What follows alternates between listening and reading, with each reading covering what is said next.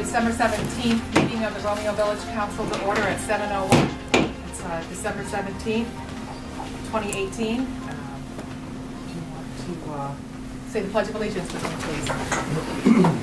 Pledge allegiance to the flag of the United States of America and to the republic for which it stands, one nation, under God, indivisible, with liberty and justice for all. Roll call, please. Bartholomew? Here. Edwards? Here. Fowler? Yes. Hart? Here. Wozniacki? Here. Seidel? Here. President Bozon? Here. Approval of the minutes for December 3rd and November 19th. So move. Support. Both. I have some corrections, if I may, For which set? for the Monday, December meeting. Very small one, we were just talking about, my name is not correct, very small. Now, which position is that? Just- Oh, on Right the, at on the top. Okay. Yep, gotta add an A. Okay. Got it, and yep, And correction. then, under number 4, new business, where trustee Poznanski asked what education will be available for trustees in regards to proposal 1 being passed in the state of Michigan. I said something very similar, but after going back, what I said was, I was wondering if you had anything set up in order to educate ourselves on this. And I would like you to say that.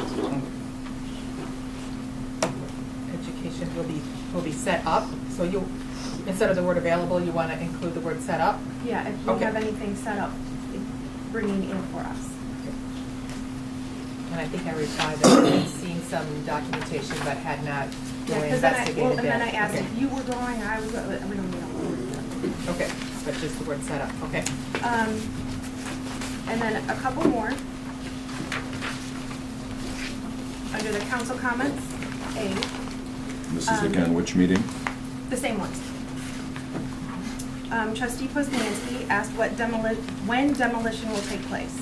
I asked if there was a permit. To which he replied yes, and I gave the whole spiel of. When it was taking place, okay. And then I also wondered if you should have a, it says December 2018, I didn't know if you wanted a date in there. That's just a question. What's the one? Anything else? Yes, the B, under the same one. Trustee Poznanski asked what trailers being parked at the blank church, because I couldn't remember the name of the church, on Main Street. Trustee Bartholomew responded that he knows of the projects going on at that property that would include said trailers. I did ask about the trailers, however, I mentioned that, let me find it, they looked like they contained hazardous materials, and if they should be allowed in the residential area. To which Trustee Bartholomew responded that they were his trailers. I believe he called it a sealant tank, is what I caught off the video, and that they would not be parked there for all of winter. He did not mention that there was a project going on in that property.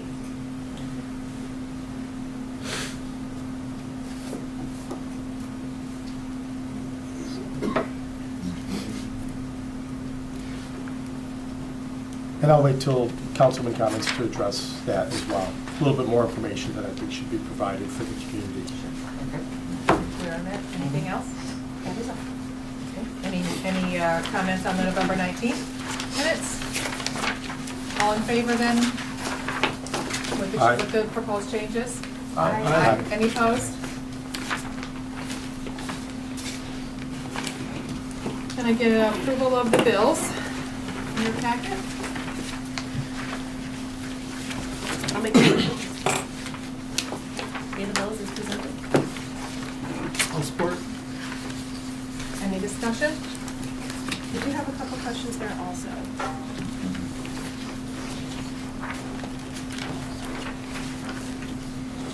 On the clerk register report, I know it's clerk, so don't get on the same page.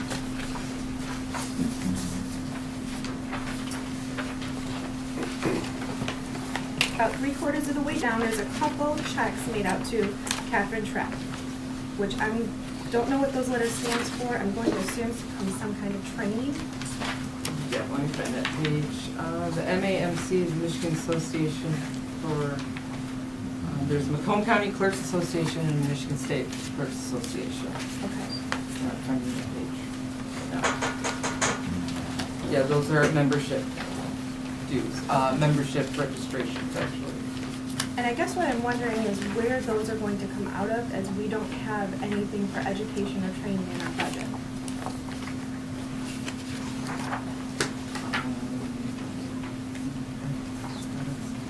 It's not a lot of money, and I'm sure we can find it, but I'm just curious. Did Mike Lee ever put it, did they, are those think it just comes- annual fees? Yeah, it would I think be it just comes out of whatever the clerk's budget. clerk's That's all, budget, whatever for the those memberships. previous ones came out of. I don't know if it's parsed out within the clerk's budget. For education and training? Yeah, I don't know. Or if that's like a general, because under our education and training section, there is nothing, Right. which I would hope to change in the future, but. A lot of it is, like, whatever transportation stuff is free, but if we have some training, I would think, bring it to the board, we, approve, like, yeah, go to the, if there was something you want to go and it costs something, we just bring it up to the board. The funding request?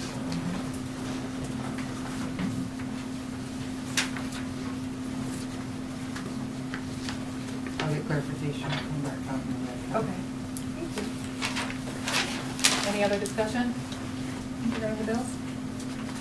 I did have one more, I'm sorry. Under the invoice approval by fund report, I know the sections are cut off, I'm just wondering what the rest of the sentence says. For, like, you're Here. talking about under the general fund, Right like for here. fuel inventory, or, okay. Under Macomb Daily Notice. of, Mm-hmm. what? PI. Oh, that would be the planning commission public hearing notice. Okay.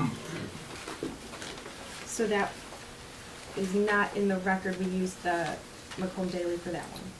We were on a time constraint and We needed deadline to had get passed out. for the record, so we utilized the Macomb Daily. Okay. Planning Commission, Public hearing notice. public hearing notice.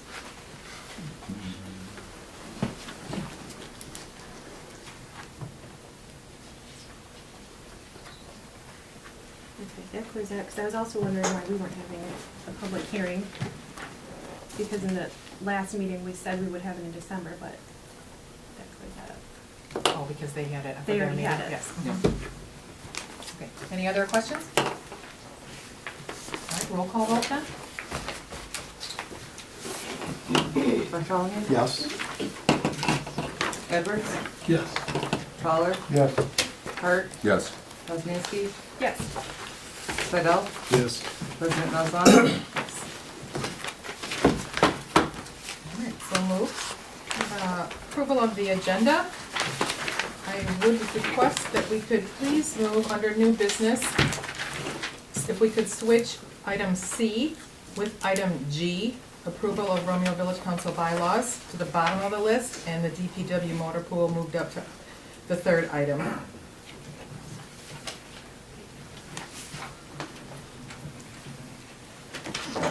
I'll make a motion to approve. Can we still do additions and deletions in approval of the agenda, or is that, That would be the time, right? Right, Yeah. once it's approved, it's done. okay, the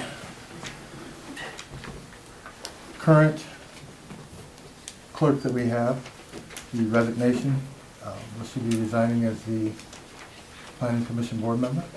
Not that I'm aware of at this time. It was brought up at the planning commission meeting, and I believe we asked Mr. Clark to investigate that. I don't know that we have a response back from him yet. Are we gonna put this on the agenda, or are we gonna have this conversation now? I would think that we would give our legal counsel, or, time. Mark has not given me an answer yet, so I would think that we would deal with that once we get his reply back. Can we ask him now? I don't prefer to put him on the spot now. Well, in response to that, I did provide you with the ordinance of, village ordinance of 3232, which Yep. states that once Ms. Trapp has been voted in as the clerk, she needs to resign from the, No, I don't think it says that, it says except for the ex officio member and one member of the planning commission who may be a member of the zoning board of appeals. which is me. No, you're the ex officio member. Yes. Right, and one member of the planning commission. Well, Mr. Clark is right there. Mr. Clark, did you get a chance to research this at all? Well, I haven't looked at it any further than what a copy of this ordinance that you've presented. So, So let's give him time to address that, and then we'll deal with it. And I don't think In another it may meeting. not even take board action. If it's Right. not proper, then she could resign because it's not proper. I Well, don't when think. Mr. Jenkins was voted in as treasurer, he had to resign from the planning commission board. Okay. And now she's voted in as the clerk, so the same process should apply. I guess it would come to the board if we were out of compliance and the person's not resigning, then it might come to us, but it's not for the board to take action on anything. Well, Right. we're just trying to straighten out the house the way it is right But now. it's Because just, currently, I asked her, and she indicated that she's still a voting member of the planning commission, so. Our chair did resign, which Mr. Edwards would have definitely known the truth, so. At that point, Mr. Clark was at the meeting, and I asked him to look into it. And I did come up with this information off of our village ordinance. And I did call Ms. Trapp at the office, and where I did find this information, so. Yeah, we had reviewed that after your meeting, so we'll ask Mr. Clark for clarification prior to the next planning commission meeting. So if there's a problem, she can certainly tender her resignation at that time. Does not have to be to this board. And then my last question here, which we can address either later on in the meeting or we can do now, as far as the application that was approved for the fence ordinance, or the fence at 315 Dickinson. Mhm. The applicant made a mistake and also put 313 Dickinson on there, which is automatically a residential zoned property. Now, 315 is the one that's up underneath the non-conforming, which he applied for that permit for. But he also included 313, so 313 needs to be taken off this application, needs to be redid and done correctly. So- Well, again, we can look into that. That was an administrative approval, not this Correct. board approving that permit. So if you have those concerns, we can certainly address that. Yeah, but it's But I listed under believe that he can, non-conforming. I think that he can put whatever address he wants to on the permit. Whether or not he's actually installing a fence there or not, I would have to look for clarification on that from the building inspector that approved it and reread the ordinances with the clerk. Correct, I'm not disagreeing with you, but he wrote down non-conforming within residential. It would be two different 313 permits, I is guess. residential, it's not the non-conforming that He's went gotta to the be clear, courts. it's gotta be Yes, exact. and he also wrote down here Judge LeDuc's name down here, so I think he might want his name cleared up on an application that's pretty cloudy. That's what I'm just looking at, it's just, Okay. it's, Well, administratively, mess. then we'll take a look at that. yes, it needs to be redone. Because now you're putting the residents at 309 Dickinson up underneath this application, so he can sit there and put those concrete blocks over there if he chooses to, the way this application is written out. Right, well, It just needs to be according to our corrected. ordinance, he could. Because as Not I stipulated before, that there's Not at nothing in the 313, ordinance that dictates Not what at 313, at material. 315 he can. I don't want to argue Yeah. about that tonight at tonight's meeting, because that's not really for discussion of this board. So if there's any Well, information it that you needs to be need to talk cleaned up. about with the board, let's add it to the agenda. Okay, Otherwise, yes. we'll handle that We administratively. can add this to the agenda, please. well, if you're not, the reason we're discussing is because you're sitting on the board. If this was a resident that had this would be nothing that the board would be addressing at this point. Well, I fill out the FOA, and the application is incorrect. That is, And but that's not I'm- board business. You make phone calls, but everybody just says, as she just said, it was his prerogative to put it on there, but it is incorrect. He filled it out The wrong. reason so we're it needs to be discussing this corrected. is because you happen to be a board member. This isn't for our board. Well, I get the conversations from, I live in the community also with the residents there, and it's just incorrect, it needs to be corrected. Well, then how That's about what if I'm you saying. address that under public comments? Yes, Which I would be the will proper address that place then. for you to address under Okay. public comments, I'll add that- not as board. I'll add that to public board- comments. Board Thank you. action. All right. I do have one thing. I don't have an addition necessarily, but I would like to call into question the change of the whole agenda, the setup. In our packets, we will be approving the change at rules of procedure. We have not approved it yet. So why is our agenda reflect that change before we've approved it? Right now, if you have any changes, if you want to reorder it, if you want to take or delete anything off, you're free to do that right now. This is the way that Catherine drafted it, this is what we're looking at. There was no other purpose than what she was accustomed to doing, and that would be for our bylaws. So if there's any changes that you want to make, we can make them. I would like to put the agenda back to how it should be. Okay. And what would that entail? I don't know what correspondence is mean. Number 6. Well, typically, we added correspondence. There happens to be none this month, but if we had received correspondence from another community or notifications, that would be the spot that they would be addressed. So can we take out number 6? Yes? Take out number 6? Under number 7, public forum, could we take out agenda items only? Okay, but like correspondence, for instance, I watched the Washington meeting, the clerk has correspondence letters and things that they've read. I would put that along with board member comments. You're not gonna, we may not have any board member comments. I'm not arguing that that might not be a good idea to have on here. What I'm arguing is that this agenda should look like our old one. We have not approved this setup yet. Okay. Until the end of the meeting. If we approve this, we like it, our January one should look like this. We have, the rules that we have say that we need to approve it before there's changes. Okay, gotcha. That's all I'm saying. Gotcha. So then under officer reports, we called that reports and communications, and just the president and the clerk spoke. I would like to make that change. Okay, so you don't want to hear our treasurer's report. A treasurer can speak at the public forum if she'd like. Typically, as an elected officer, she would give a written report on accounting. We just haven't had that happen in the last 4 years. That is fine. But the former After treasurer we- always did come, but okay. That's fine, after we It's approve noted. the changes. We have committee reports, which is normal, unfinished, new finished, new business. Take out number 12, public comments, We're going to change And that that's to usually- council comments. usually council comments. Mhm.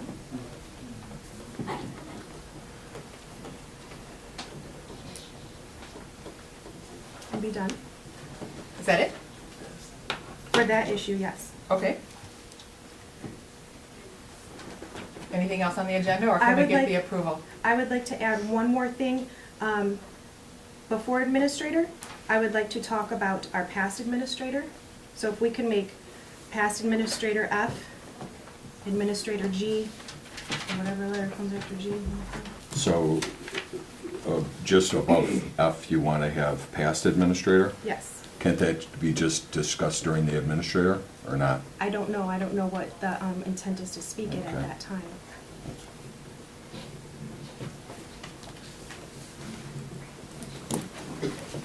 So just to clarify, under new business, we have approve appointment of the vacant planning commission seat. B, approve 2019 holiday calendar. C, DPW motor pool vehicle purchase. We have D, special events permit. We have E, bid for Clinton Street properties. We have F, past administrator. We have G, administrator. And then we have H, which is the approval of the bylaws. Is that correct? Sounds good to me. Any other Okay. agendas, or additions? If not. I'll do still we- support Okay. that, or make the motion with those changes. Do we have support? Okay. All in favor? Aye. Any opposed? All right, we have an agenda. On our agenda next is public forum. Is there anybody in the audience at this time that wishes to address this board? I would like to bring up, a couple of weeks ago, Could you please stand at the Yeah, no podium and problem. just give us your name for the camera and, yes. Justin Parker, Perfect, and you live at? 259 Sisson. Perfect, thank you. A couple of weeks ago, I went into the village trying to pull a permit for electrical work that we were trying to perform, and we were unable to do that because someone wasn't there apparently, and my thought is that the clerk is supposed to be able to do that, pull permits, and we're not allowed to start work on jobs unless we have permits by the state of Michigan. It's a law. So it's something that should be addressed and get corrected, and I don't know if you guys have looked into I that. believe there's a time frame that's allowed for that permit to be reviewed. You fill out, you submit the application, and then there's an X amount of time for the proper procedure to be put in place, in which case, time then you're notified that it's approved and you can come in and pick it up. I understand So I that, but don't we know that couldn't, it's we couldn't immediate even, upon we walking couldn't in. even apply for the permit. Okay, I'm that not day. sure why that would have been the case, but, Yeah. or what the situation was. Yeah, I was just told that the person that normally does it wasn't there, and in the past, the clerk has handled it. And so that's an issue, because it holds up jobs and it holds up Of course. people's work, so that costs people money. So, Those permits are stored in the drawer, so perhaps there's a totally new staff turnover in that office, and whoever you talk to may have not known where that permit application was at the moment that you walked in. Because sometimes the new person is at lunchtime if Kath and I are out at a business meeting. So I apologize if that happened. If you'd like to come in, we can make sure that that's taken care of. yeah, we took care of it later in the week, but Okay, we were so told I'm we had to glad. come back days later, and it held up work, so I just wanted to get that noted. Thank you. Anybody else for public comments? All right, let's move on. We have officer reports. We have the president's report and my president's report, November 20th to December 17th. I attended a public hearing with the Romeo contingent group regarding the paving of the Powell Road 32 Mile Road project, which would be north of 32 up to 33 Mile Road. The project has been approved with the use of state road funding. It's an 80-20 project plan. It is scheduled to be completed in 2022. So we'll need to address in our budgeting year for our project match of $261,000. That road is in dire need of repair. In advance of that project, we also have convened a group of business owners, myself, the Bruce Township Supervisor, and the clerks, as well as a project coordinator from the Macomb County Road Commission, Mr. John Crum, and we're going to discuss the repairs needed prior to get us to 20 to 22, because we're not sure that road right now can even handle 4 years of traffic at the rate, but we're working to discuss that. Is our share 20%? It's 20%. Is that 20% shared between all of us, or that? That is our 20% projected cost of it's a 1.3, I don't have the full number in front of me, but Are the other 1.3 municipalities million. putting in too? No, It's that's, just the Powell grant Road and project their is 20%. only in Romeo. Bruce Township is involved because they also had submitted a request to have 33 Mile Road repaved At the same time? at the same time, yes. So Mr. Crum agreed that we could sort of That would look make at sense. that at both times in advance. Wouldn't Romeo Township be part of it? No, technically the road is in Romeo. Nice. Yes, that's what we were told. We did ask that question about our main township. Right. Yeah. Do we charge a toll Yes. for our? Right? I attended the 2018 annual Christmas tree lighting, had the pleasure of welcoming Santa to the village of Romeo and presenting him with the key to the village. That was a very well-attended event. Beautiful job. Thanks to Parks and Rec and all the people who donated cookies and hot chocolate, so. We got great pictures. They had good lighting this year. Yeah. Set up at Santa. Yes. So we got really good pictures. It was great. I met with two representatives from AT&T. They're back. They are interested and still in dire need of equipment here in Romeo. They have a new option for us to entertain.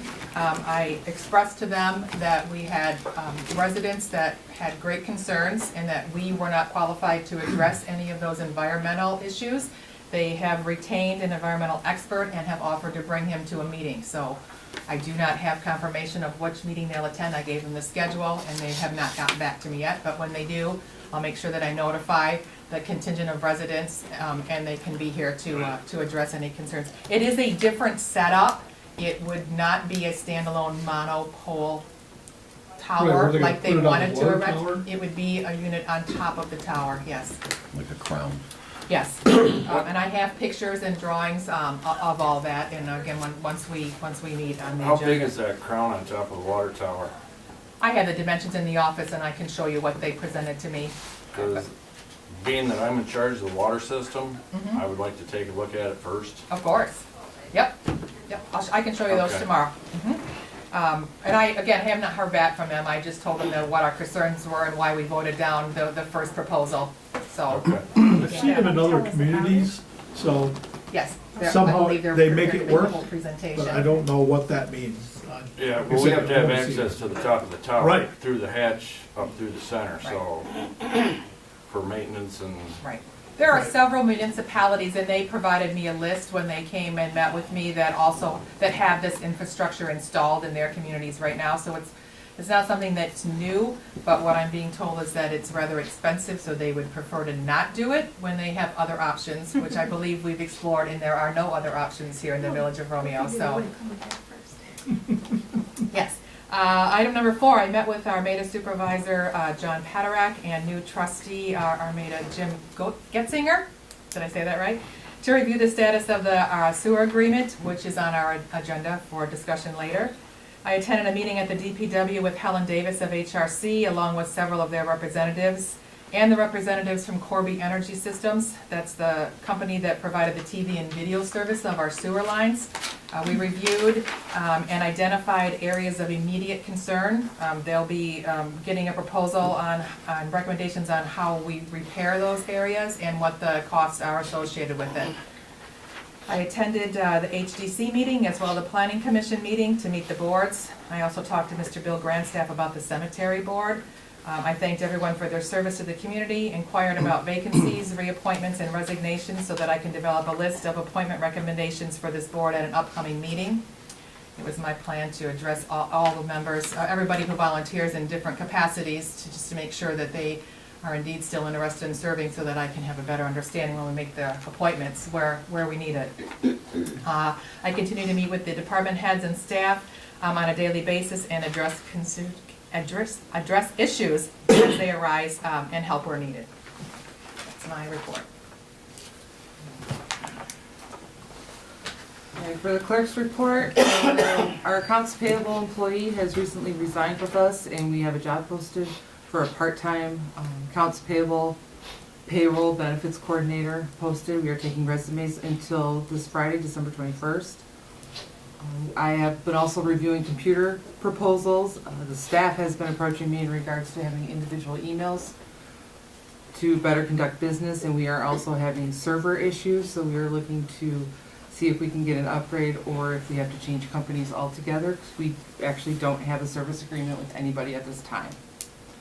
And we have a new planner, well, a planner for the village. His name is Steve Casson. He comes from Macomb County. He's going to be an amazing asset to the village as far as helping us out with planning and zoning and any ordinance issues going forth and helping organize the Planning and Zoning Commission since we lost the chair.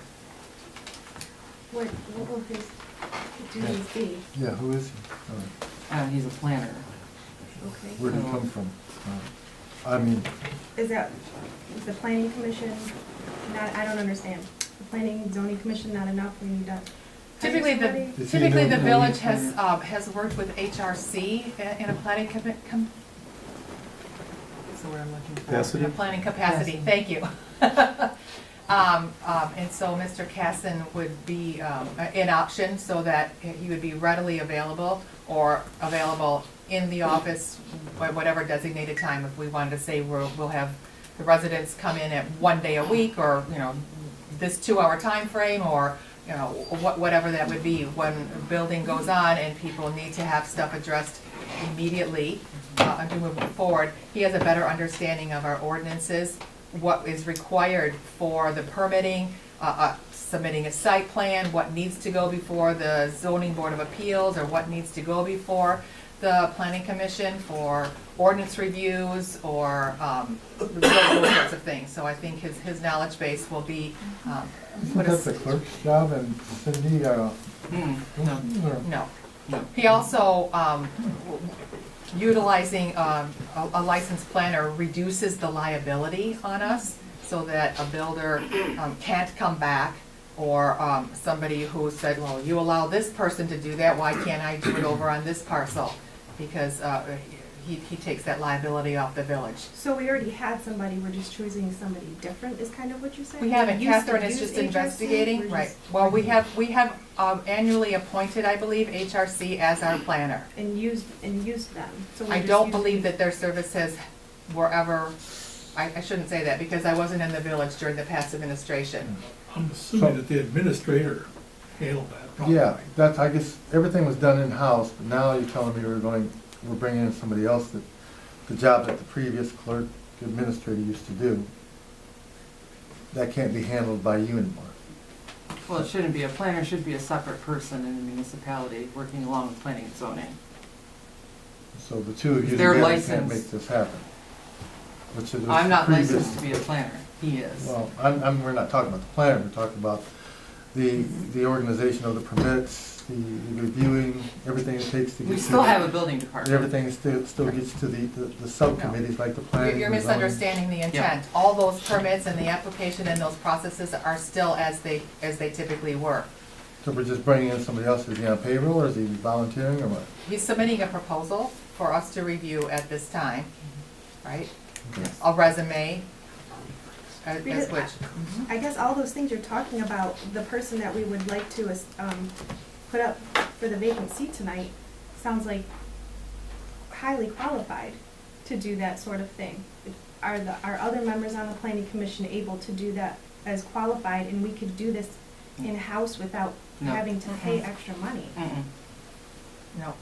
Why no? Yeah, Nobody on the planning commission has taken their citizen planner The or resident person- The person planner, that we are going to possibly appoint Correct. has. but she's not a licensed planner. And she doesn't work in the capacity of being a planner solely for municipalities. That's what Steve Casson does. He was the head of planning and zoning at Macomb County for 15 years before John Paul Rea took his position. And each municipality utilizes a planner at their disposal to help with the residents to get all their permits and everything in line before they construct anything, to get developers go through the process before they go in front of the planning commission, so they're not in front of the planning commission multiple times. It's getting them better organized through the village, through our ordinances, through our permits, so their process can continue with little or no issues. so it's just the application process, basically. This is what this planner's gonna do with regular residents, is just prepare their packet so it can come to the committees. If it's necessary to come for the committees, yes. Because it has to come to the committees in order to be approved to get to the council. Well, he's gonna, he's gonna Site plan review our approved. process, yes. I guess so did the past administrator and clerk just assume these duties? Or are they actually appointed to somebody? The duties of working Of as the whatever planner? Yeah, whatever the planner's gonna do. To make Like, yourself knowledgeable of what you're supposed to do in the house. Did they just assume to do them because they, They had HRC, which was bid out and included in the services, and honestly, I never reviewed how many times, I have not reviewed how many times they called on that service. I know that there have been at least 4 or 5 builders that I have talked to in my short time in office who have come to me and needing an explanation as to our process and clarification on what is required of them to move a project forward. It was brought up at the planning commission last week yeah, that, I watched, yes, you recommend. that there was not even a site plan that had been submitted yet when the legwork and the property purchase was in the balance for that particular developer, the building owner, the seller, all of that would have been clarified right from the get-go so that everybody would have been on the same wavelength and understanding what needs to be done in what chronological order. I understand, that makes complete sense. I watched the video and it did look confusing and are Yes. we gonna have to come back with this and that? But, why couldn't we just have an outline written up of how these things go and? Because that we need to unfortunately, hire nothing somebody? ever seems to fit in a square box. There's always an exception. Whether it's because we don't have in our ordinance a drive-through permitted for this particular instance, a drive-through in a bank. Or is the bank allowed under this use? Somebody has to decipher that, and somebody has to say, well, it is under this circumstances, or it isn't under that circumstances. So you need an educated, certified planner to make those decisions so that it reduces the liability coming back on the village. That's the benefit of working on it. Now, where would we fit that into the budget? There, It's all part of the process of looking at the proposal So we haven't, and figure the that way you out. said it, I thought that you said we had already hired them. I'm sorry. So we haven't hired anybody yet. We're out for. No, This is for we have no proposal. contracted Yeah, services. we haven't signed The way you anything said yet. it, I We thought met you with said him. that We met with hired him. them. Okay, Yes. okay, sorry, I Yeah. just make a But lot there more is sense. money in the budget, I did find it under building Okay, for contracted services. But we'll There's be money. discussing it. Yeah, Yeah. for sure. I apologize, That's what I I thought you thought said we were. that you already hired them. We already met with them. Okay. We'll just clarify that, yeah. All right. But we didn't hire us, yes. Okay. yeah, I just thought very payroll, where's the money coming from? It's there, the money's there. Anything else in the clerk's report? Yep, I'm done. Okay. Committee reports. I asked to add these two specific titles. I think there are two outstanding committees that we still have active right now, although they're a little bit defunct because we're missing members. So one, I need this board to decide if we want to still continue operating these two committees or do it by just board coming to a meeting, and then as well as getting updates. So, From the fire and ALS standpoint, I would think it's gonna be hard to have the whole board show up for a meeting, and things like that, try to coordinate all that with the Bruce Township Board or just within our own negotiations. It's hard enough just to try to coordinate that with 3 members of a committee. So from a fire and ALS standpoint, unfortunately now it's down to 1, so I can coordinate that. But I would prefer to have a couple of other members, which would be nice. Where we currently stand, we sent I handed out before the meeting, a copy of 4 letters that were sent back and forth, and it was part of our negotiation. I was not part of that initial Friday afternoon meeting, but here's the letters and that resulted from that. Going back and forth, and basically, we were trying to nail things down for 2018-19 through 22-23. And Bruce Township, in the end, wanted to get to 550,000, and we wanted to try to keep it at 500,000. They responded back to ours, return negotiation, our letter of June 11th, and did bring their pricing down in the last year to 525, and we basically decided to just hold our own and try to negotiate back, keeping it at 500,000. We also, at that point in time, in the current contract, it wasn't actually expiring, we had an option year that we were able to pick up, and that was already established, so there was no immediate panic to get anything done. It just would have been nice to have something solid for the next 5 years. So the next move is, when we want to do this, this is going to expire now. Now it's going to expire on June 30th. So I guess I would like to keep things going, but again, I'd like to have a couple more people, if possible, to talk with Bruce Township about this. But you can kind of see we're pretty close. There's a $25,000 difference in year 5 is where we're at. So we're getting there. It looks like the other numbers came down just a bit too, but not much. So, as president, I'm happy to help serve on that committee. Is there another board member that wishes to sit on in these negotiations? I would volunteer to do that. Great. Okay. Is that open to residents? No. It would just be for board members' negotiations. It's not a community board. So that's really where we're at. Yes. And so, I don't know, Tad was supposed to try to arrange another meeting, and I don't know if he ever had it or not. It wasn't communicated to me that he ever did have it, so. Right. Now, From my understanding, talking with, I'm sorry, I didn't mean to speak over you, with Chief Witten, that no, nothing has been Okay. scheduled or established moving forward. now, you said that this one will expire June 30th. June 30th. That, we wouldn't fall into the same issue we had this time, that if nothing's reached, we still get service No. and No. everything. Because they didn't give That- written notice, they would give written notice this Okay, time. that was the thing. That was an Okay. oversight. Because then we could just keep doing that forever. They won't let that mistake Well, happen we would twice. like that, Yeah. yes. Right, they won't make that mistake twice. So, Christie, Yes. so we did scratch treasurer C and D, right? Treasurer? Yes, we did. Okay, because I know that our treasurer is here, and she was prepared to speak as she was asked to be here, and I just wanted to make that point, Right. so. Yes. And thank you, Sherry, for being here. So that's really where the fire audit committee is, and thank you for 2 new volunteers. You're welcome. I'll work with Fire Chief Dave and Yeah. get something set up and throw out an email. I do have to admit, it is easier for you guys sometimes to contact them than myself, because I'm not in town all the time. Right. So Yes, I appreciate that greatly. absolutely. All right, we also have our Armada Sewer Subcommittee, which I believe was, Say amen.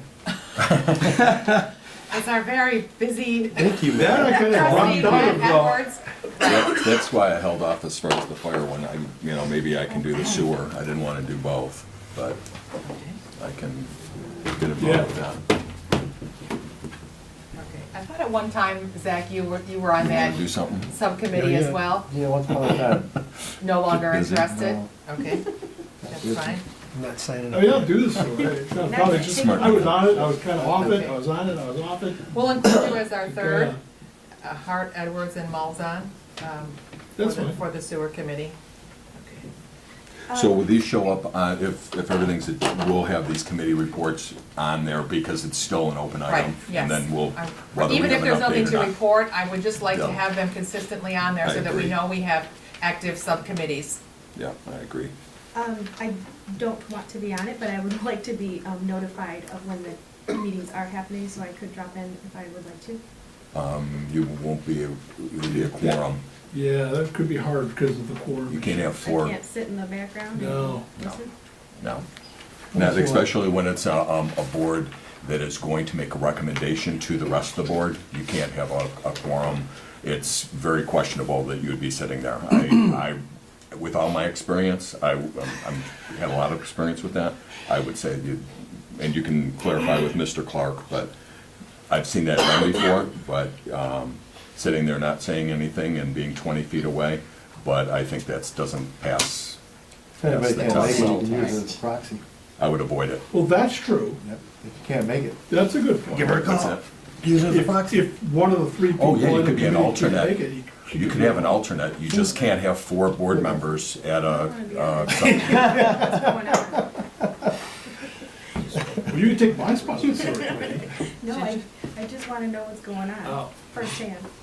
Well, hopefully you'll get consistent committee reports, and then you'll have, better Because we have idea not had of what's gonna, we have not, but we're gonna work better to change that. All right. Moving on to unfinished business, we have the Armada Sewer 6 months extension agreement. As I indicated in my report, I met with Supervisor Patarag and Jim Getzinger. I believe he also has another trustee, Steve Nickel? Yes. Okay, welcome, thank you. I asked them to be here tonight to sort of give us an update. I included a copy of the contract that was originally signed 3 years ago with the expiry date of December 31st. So they're going to basically address their concerns of getting an extension. Okay. Good evening. My name's Jim Getzinger. I certainly appreciate this opportunity. And here's Steve Nickel. We're obviously here to represent the Armada Township Board. As you're aware, Armada Township has desired to kind of benefit our businesses on Powell Road by providing sewer to them. They have issues out there, and we've worked diligently with the village of Romeo for the couple of years here trying to get an agreement and then get sewer in the ground. So we're certainly moving in that direction. So far, the design has been completed, permits are all approved, and we do have a draft ordinance which the township has worked with Romeo and with their attorneys and engineers to finalize. We believe that's at a point where Village Romeo Board can approve that, so we're certainly optimistic of that. The project was bid, maybe a little premature, but it's bid, and we do have a contractor that's prepared to begin construction, but it's not appropriate for them to start until we finalize a few outstanding items. The design was completed with the utilities outside of the road right away, which means we do need easements. We're working with the company now to get those remaining easements. We found it's a little more difficult than we anticipated, just based on ownership of properties. And of course, we have signed, which is an item tonight, an intergovernmental agreement with the Village of Romeo. That original agreement was designed with a flow that essentially handled the businesses that are in there now and some, maybe I don't know exactly, but some known, I guess, anticipated development. But beyond that, it was felt that I think the understanding was kind of get our foot in the door, but we now feel it would be more responsible to have some sort of, I guess, a guarantee or some understanding of if we need additional flow. It's kind of hard now if we don't, it wouldn't be prudent to move forward and have an open-ended question on if we could get additional capacity in the future, and if we did, what would that take? And so for the business's sake, that's an outstanding item for us. So, And this board already did vote to approve the additional 70,000 gallon flow request. What we didn't decide was any cost or a price associated with that. I was wondering, So- like on top Okay. of the one we just. Right, no, it Okay. was the same 30, thing. the original 30, and then the 70 that they came back, and we all did approve for the 100,000 total gallons. perfect. So, Yes. kind of to reiterate, as far as ours, before we can be in construction, we have some easements to get, and then this discussion, which I'm happy to hear. So it's certainly, this extension is on the board tonight. Our hope is that the board will see no issues with extending our contract to allow us to meet with the committee that we've already talked about and hopefully come to some sort of agreement that benefits the village as well as the businesses in Armada Township, and amend this existing agreement. So we're certainly moving in the right direction, and we're optimistic, excited for the project. One thing that I would have a question with, and kind of revisiting, it's initially, we were looking at the 30,000 and it would have ramped up in a 5-year period. And now the 100,000 is really just if we ever kind of grow to that. I don't think you know where you're gonna be beyond is 30 still what you think is 5 years and then to the 100, or what's? Well, I'd probably defer a little to our engineers. Certainly my opinion is that maybe years before we even hit the 30,000 gallons. And I wasn't sure how much the board wanted to discuss that tonight, but Right. yeah, as far as what's there now, and we don't meter any flow there, so it's just design figures as to what that actual usage is currently and how long it would be before we hit 30,000 gallons. I certainly don't expect we'd ever hit 100,000 gallons, quite honestly, but it's hard to allow or guarantee a benefit to a business if we don't have design capacities for the entire special assessment district that we're pursuing the sewer for. Wasn't our last discussion regarding that 100 gallons, if they didn't get that far? If we give them that, then we lose it and they never get to it? Well, that's kind of the point, I think. What's why they're doing it, because you have to understand, if you don't do the 100,000 now, potentially if you only did 30, we could sell off the other 70 to someone else. Yep. And then you'd just be out of luck when you needed to get to Certainly. 35. Yeah.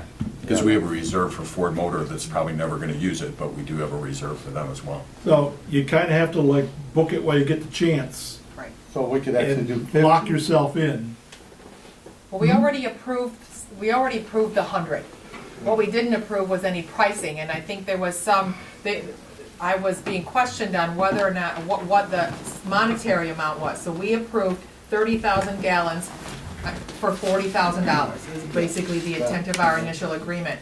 And then there was some emails that went around, and I have not seen them, I couldn't access them on the computer. I saw nothing printed in the box of sewer stuff that was left behind, but it was mentioned that somebody threw out $176,000 for 100,000 gallons. I also Well, had we a hadn't meeting approved request. that yet. We have not No, approved we talked that. about it, yeah. Ms. Chet Zakowski, as a resident, came to me and said, look, I own 65 acres. And if I joined into the sewer district, which I would be mandated to do with their sewer ordinance, it would basically amount to $76,000 in taxes that he would pay each year for being part of just the sewer district. And he asked if that was considered realistic, and I said, well, I have no idea how much, that utility costs or adds to a property value, but I was not sure where the number of 176,000 came from. I believe in what I can trace back, but I'm not 100% certain on this, that when you look at the contract that we have with Bruce Township, they own X percentage, they pay X percentage of the cost. That same percentage rule was then applied. If Bruce Township had 100,000, it's this percentage of our 5%. plant, which would equal 176,000. Whether or not that was realistic, I said I couldn't make that determination, but that I would bring it to the board, see if the sewer committee wanted to open up to negotiation. But first and foremost, we have to, they basically have until Extension. December 31st to get the infrastructure put in, which obviously isn't gonna happen because no one's put a shovel to the ground yet, although they've done a lot of the legwork, but nothing has been done. So if we don't wanna move forward, we don't offer the extension to the contract, period. If we offer the extension of the contract, then that means that we would be at least open to negotiating that price to bring it back to the board for. So would you look at, what, 6 for months, a approval. year? I believe that's what you're asking for, is 6 months, is The that supervisor incorrect? asked for a 6-month 6 months extension. extension. Do you think that is realistic, that it could be completed underneath your time frame in 6 months? It is, I mean, obviously that, a significant portion of that is the negotiations with the Village of Romeo for capacity concerns, and the other item is easements. The construction itself, I mean, it would be a couple-month project, but it's just utilities, no paving per se, which kind of rounds out a lot of the time on a traditional project.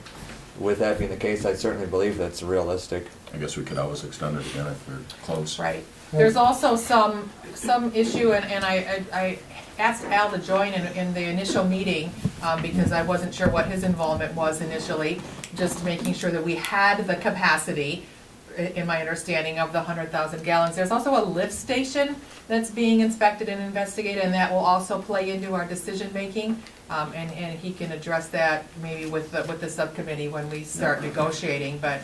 I think we should meet, the subcommittee should meet with Al too, if it's even just prior to us meeting.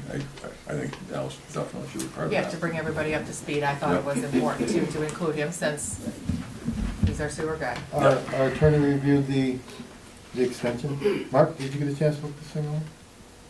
I've looked at the original agreement. In fact, I think I prepared the original You did? agreement. With respect to the extension, I'm assuming it's just strictly a time extension. You're not changing any of the other substantive terms. It's just instead of expiring on December the 31st of 2018, if you agree, it'll be June 30th of 2019. And you think just a regular motion will work for that? Well, I would, yes, I do, but I would have a formal amendment, which I can do, and it can be a few sentences, but I would formally amend the agreement. I think you can act on it so that the township representatives have assurance that you're not going to pull the plug on the transaction on December the 31st, but I would formally amend the agreement. Okay, I would make a motion to have Mr. Clark draw up the language for the amendment for the contract to be extended till June 30th, 2019. Motion by Hart, support by Fowler. All in favor? Aye. Any opposed? Excellent. Thank you. Thank We'll you. notify you of when he has the formal, wording down, and then of the sewer subcommittee meeting. We'll try and expedite that as early next year as possible.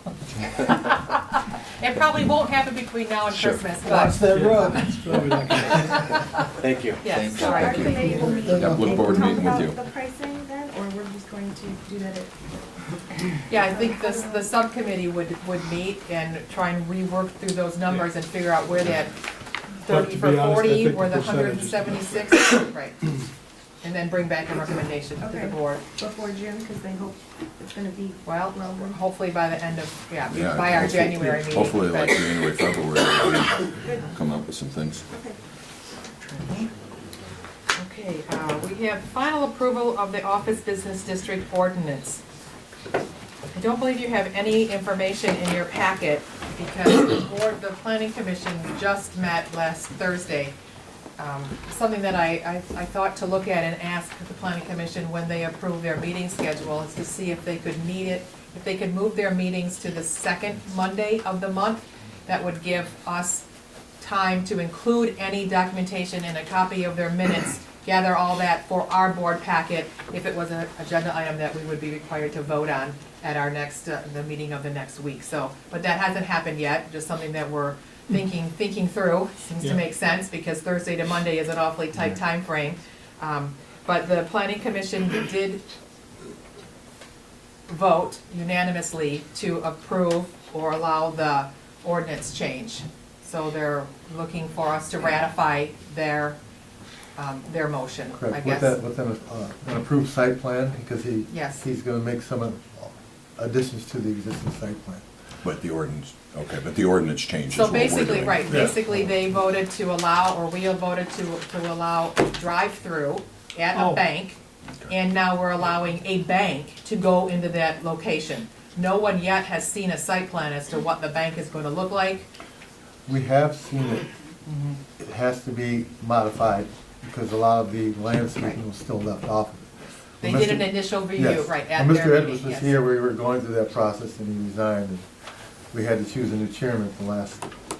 So when you have an ordinance change, you have to have a public meeting. There wasn't a They had all public of that. meeting, so we had them do it. Now they've done it. Right. They've checked the box, and is Yes. it a resolution then?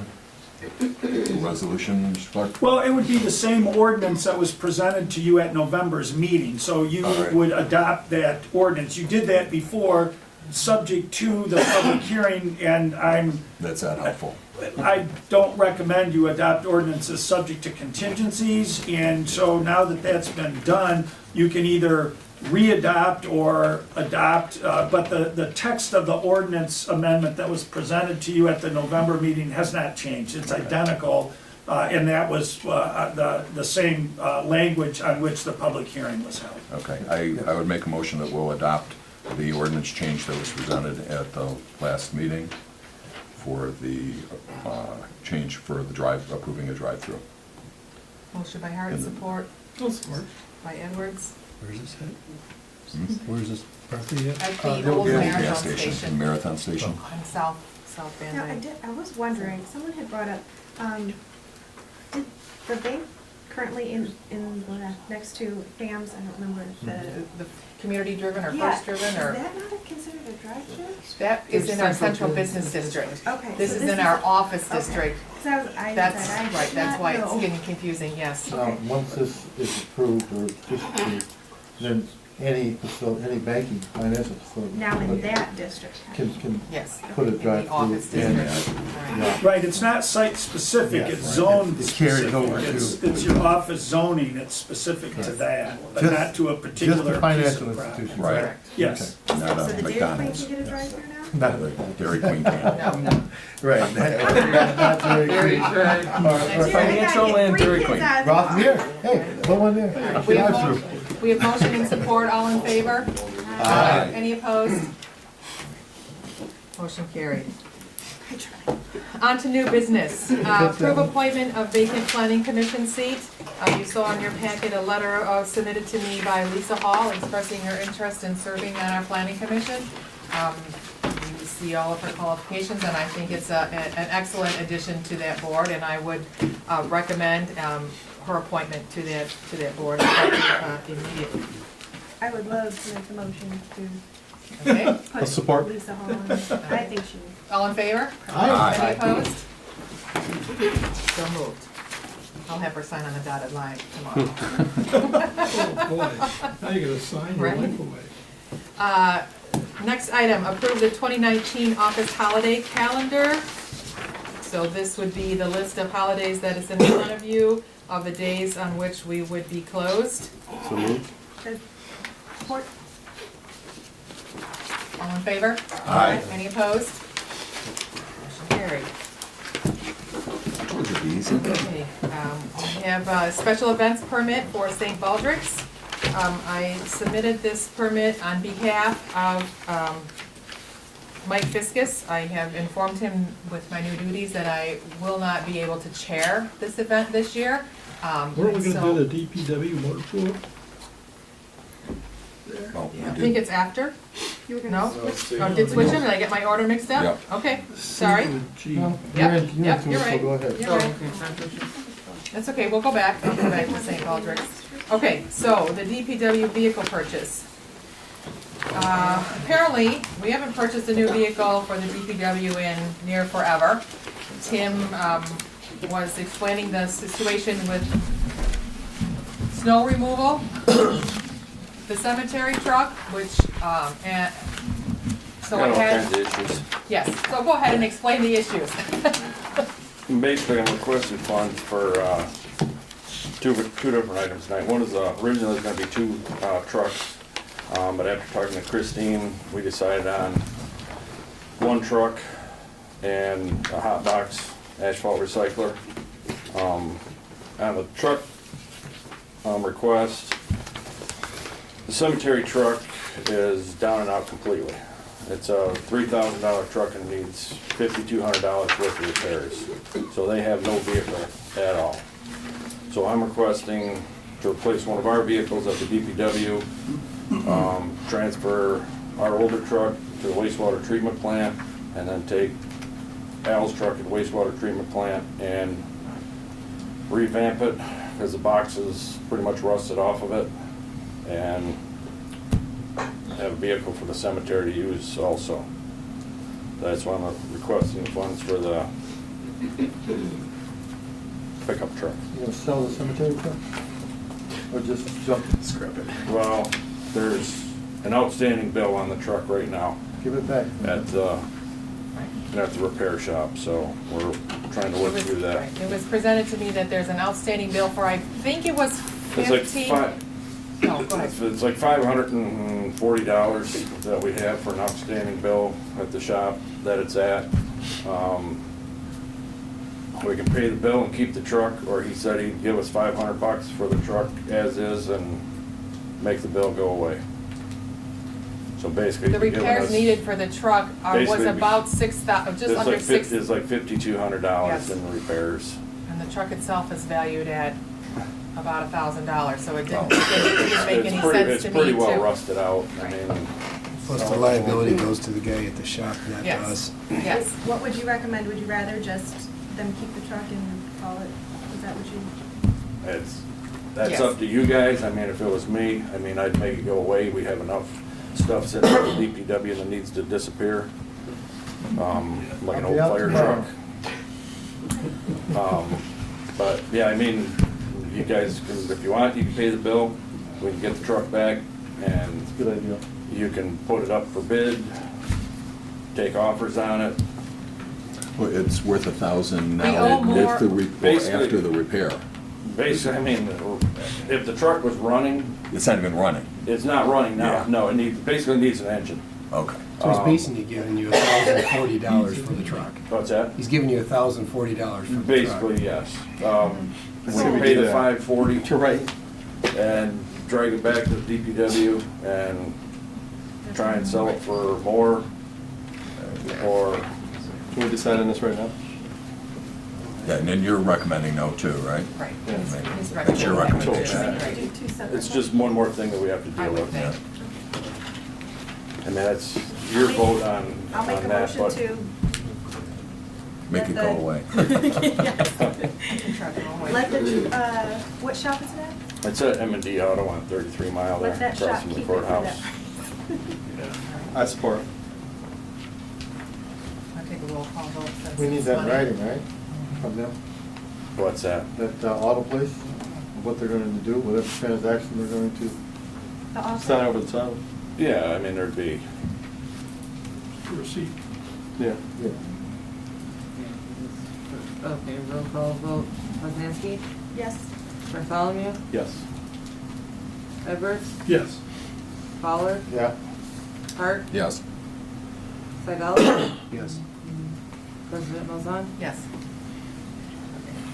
Then we have to address the request for the new vehicles. So like Tim said, initially, him and I talked, it was two vehicles, which the proposals were in your packet. One was for the F-550, about $36,000, $37,000 plus $7,000 for the plow attachment.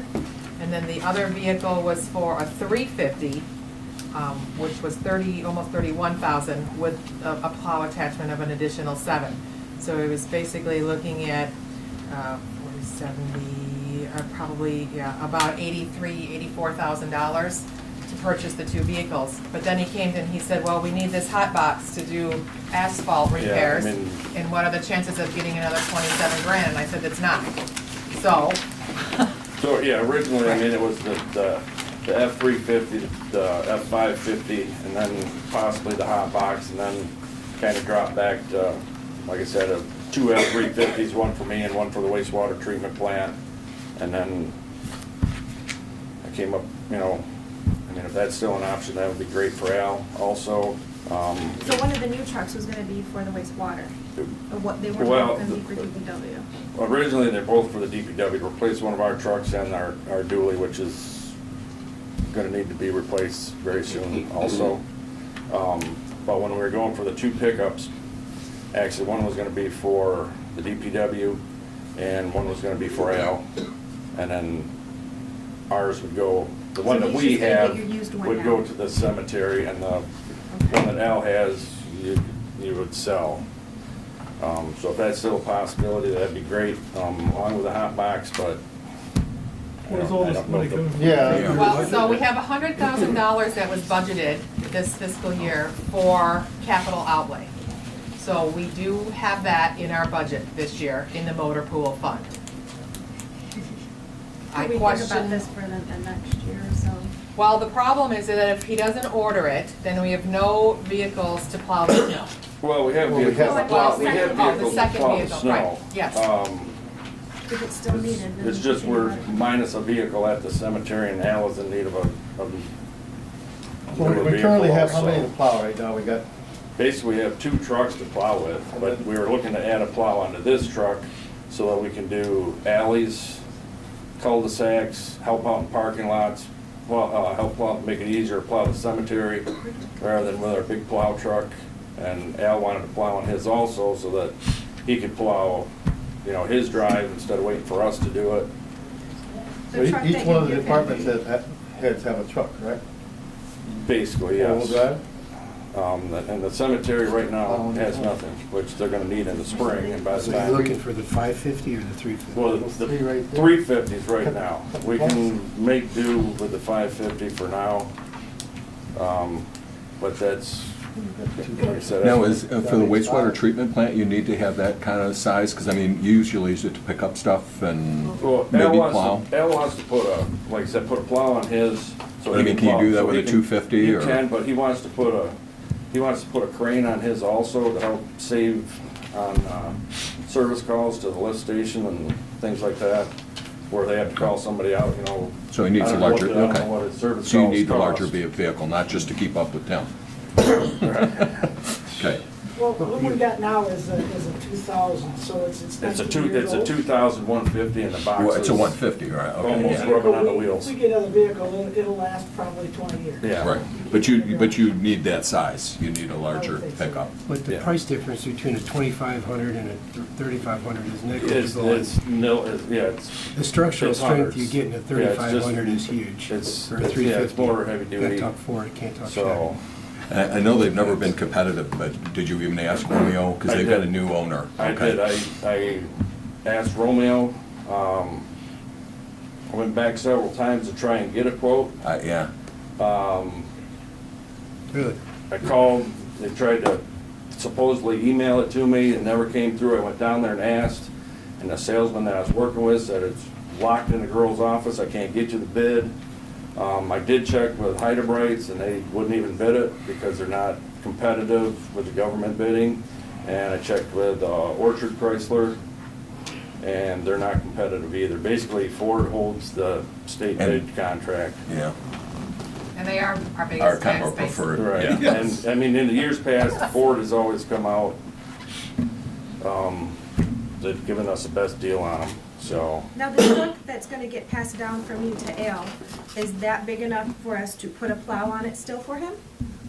It is, Should we buy? But it's- it's got years on it, Okay. so, I mean, if it's not possible, it's not possible, I mean, Well, I'm just wondering, if trying we to help bought the out. plow for that now, could we buy Well, the it truck doesn't for make- it next year, and can you I don't know. it I doesn't don't make do now, trucks, I don't know if because you the can truck, do a plow. the truck you buy, if you buy a plow for the older truck, it more than likely won't won't fit work the on the new newer truck. Okay, got it. I understand. So, Okay. So we have $100,000 in the budget. Yes, But that's the motor pool, which That's would the be motor for even anything. and that's for capital outlay. We have, I'm not sure, I have to check my budget after Is that for leaf season, what we have Yeah, left for that's what we're- repairs. So So, we did and- budget 25,000 for repairs in motor pool, and we burned a lot up in leaf season. Now, would any of that, like for the vehicle, come out of the wastewater budget? I mean, do they? well, that question was posed to us, and I'm not sure at this point. There was some talk that maybe it could, because part of that would be used with maybe some of the SAW money, but I don't know that we ever made that determination based I on, don't think we could use the SAW money on Right. that, but we did sort Yeah.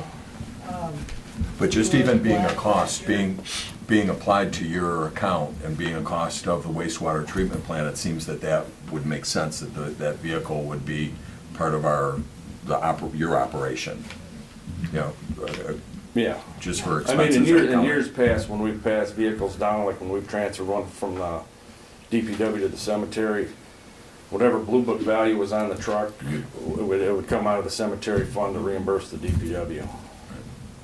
so I had Renee run this report that's in your packet with that motor pool fund. So that was run through, when did she run it? 12/10. So we had $25,000 budgeted for repairs. To date, we've spent almost $8,938. So we still have some money left for repairs. I don't know what the repairs are due for the leak back. We just had a repair done on one plow truck, and it was $7,700. Okay. So you're pretty much gonna be at about 16 or 17 grand, and Yes. at least about 8,000 for repairs through the end of the fiscal year, so end of Do June. we use this asphalt box during the winter time? Yes, that's why I'm requesting it, because there's no plans to do any paving of the streets in town. So to keep up on the potholes, we're gonna have, normally, before we could do it in the springtime and summertime, but now things are getting so bad that we're gonna have to do it all year long. Do we have a box right now? No, we do not. We rented one last year to try it out for a month, and it seems like the potholes that we filled in using the hot box, they stayed in place. Yeah, I'm in the I business. mean, you're in the business, so And you these things kinda are, know. these things are I mean, amazing. It would help them out a lot. Versus cold patch, right, so you just go and you throw Well, the either cold way, I stuff mean, in we there, can and it doesn't use- necessarily yeah. stick to anything but the bottom of your car. Right, because it doesn't want to stick in the hole, so if you Pretty put the much. hot, you put the hot mix in the hole, it tends to bond better and stay in place. Is there a lot of maintenance with those hot boxes? Not really, no. 'Cause I'm not sure with the motor fund, I don't know that we budgeted and put 100,000 into it. It was a fund balance, I think, isn't it? I don't know. You know, No, the original budget item is for 100,000. That we actually In put in capital that. outlay, yes. It's on page 1 of the report, if you wanted to see it. What's at the top? What is that called? It's, I'm sorry. At the top of the first page of the report, which? It's the revenue expenditure report, and it's just for the motor pool fund. And then if you look midway down under the expenditures, we have 100,000 for capital outlay. See that one? Yeah, I don't know. It's, right there, yeah. So that's what's come in and out. Year-to-date actual is 0, so Right, we haven't bought anything new. Apparently, we're. I think we have to do both of these, to be honest. One truck and the. One truck and a hot One box. truck and the hot box. Is there, I don't know trucks. Will the 550 last us any longer than the 350? Well, the 550 is a small dump truck. That's the red one that you see us do trash with every week. So that's not even a That truck. one's on the list to get replaced too. Okay, got it. So we're only dealing with the 350. Right. Got it. So the 350, which was for $30,730, plus about Right. 7,000 for the Right, plow. the plow, I mean, probably by the time we get it, we won't be able to use it this year, so we can always budget, for next summer or fall to put them on, because it's gonna take at least 8 to 10 weeks, they said, to order one. So it's Now, gonna be these- end of the season. Are these pretty much the same thing, it's just two different bids? It's two different brands. And do you have a One recommended recommendation over on the other, that? right? So we're talking $58,000. The Falcon, I would probably recommend. Right in the Falcon? The would be- Falcon, because it has what they call a dual burner system, where the Spalding has what they call an oil jacket. It's basically Because it's a 15. it's a pot with oil all around it, in a separate container around it, so you heat the oil up and then it heats the asphalt up. If it's a $1,500 difference, I mean, if it's, Go with the Falcon. if it's the right, do you think that's worth putting that 1,500 in? Yes, yes. Because So there's more this is- maintenance with the Spalding one, with the oil jacket, you're supposed to Okay. change, depending on how much you use it, you're supposed to change the oil in it, like every 6 months in the oil jacket. I mean, I don't know what the capacity is on the oil jacket, so wouldn't know the cost of that off the top of my head. Well, it's $65,364.21 if you go with the Falcon. It's $63,857 if you go with the Spalding one. All right, that's a $1,500 difference, so. So you'd want the Falcon and the 350 and a plow. Like I said, the plow doesn't have to get approved. If we can push the plows off and get 2 350s and, help Al out at the wastewater also, like I said, it's gonna be 8 to 10 weeks before we even, with the holidays now, it might even be longer. If you didn't do the plow, you're at $96,087.21. Yeah, that makes me nervous. So 60, I'd love to do that for you guys, but that makes me nervous. It'd be What else were we it'd be gonna 87, put? wouldn't it? It'd be 87. Well, it's repair. Got 60 and Repair 60, budget. 30 and 30 would be Repairs 60. can certainly go Well, but down. it's, And well, it's 27. it's almost 31. It's $30,730 So it'd be 60, 62. times and 2, or it's 61,460 It'd be plus eight- the it'd be 27. Yeah. It'd be 88, Six, like thirty. 88 if we didn't do the, I'm sorry, it's Didn't do the plows. 89,000. You're taking the plows off. right. 89,000. Like I said, the plows we can always budget for next year. Get them over the summertime, maybe we'll get a clearance sale at the end of the season. Well, you can all, if you get the 2 350s, then you can sell one of the We trucks. could get rid of Al's while it still runs. Because I don't know how much life his has got in it. And then we could transfer our old one to the cemetery, and that would be good for several years. Or if we put Al's up there now, Could we get Al a new one next year after our budget? Well, And he uses the yeah, down one you for could do 6 that, I'd months? have to drive his old one for now, but basically the bed of our truck is resting on our bumper. I know, I've seen it. So, Or I haven't seen it. Because if we're not getting the plow now, then you don't have the ability to do what you want to do anyway. Right. To be able to Right, plow. It's about my budget after that, and I can try to budget what I need to do with it on Yeah. my budget next year.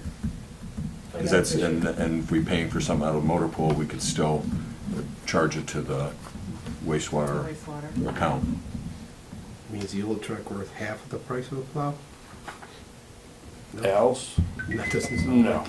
right. I'd say that's a $1,500 truck. Being generous. Yeah, So would a compromise be doing the 350, 350 with a plow, so we do have that capacity, and then doing the hot box with that? That Yeah, works for me. Like I said, and then we can still transfer our older one to Al. And you if can and plow if you want, Al's driveway? we usually do. So That'll give us it's just something. make them easier to clean up around, because we don't do around the buildings and that. Right now, I use the skid steer and. Just not knowing what might need to come out of that for the next 6 months makes me nervous too. So doing the 350 with the plow, plus the Falcon hot box is $65,364.21. I think, The yeah, the that problem was, that I have though is if there's a budget balance, they just don't get to use it again next year. In other words, he doesn't get to have 100,000 plus the budget balance for next year. it just kind of disappears.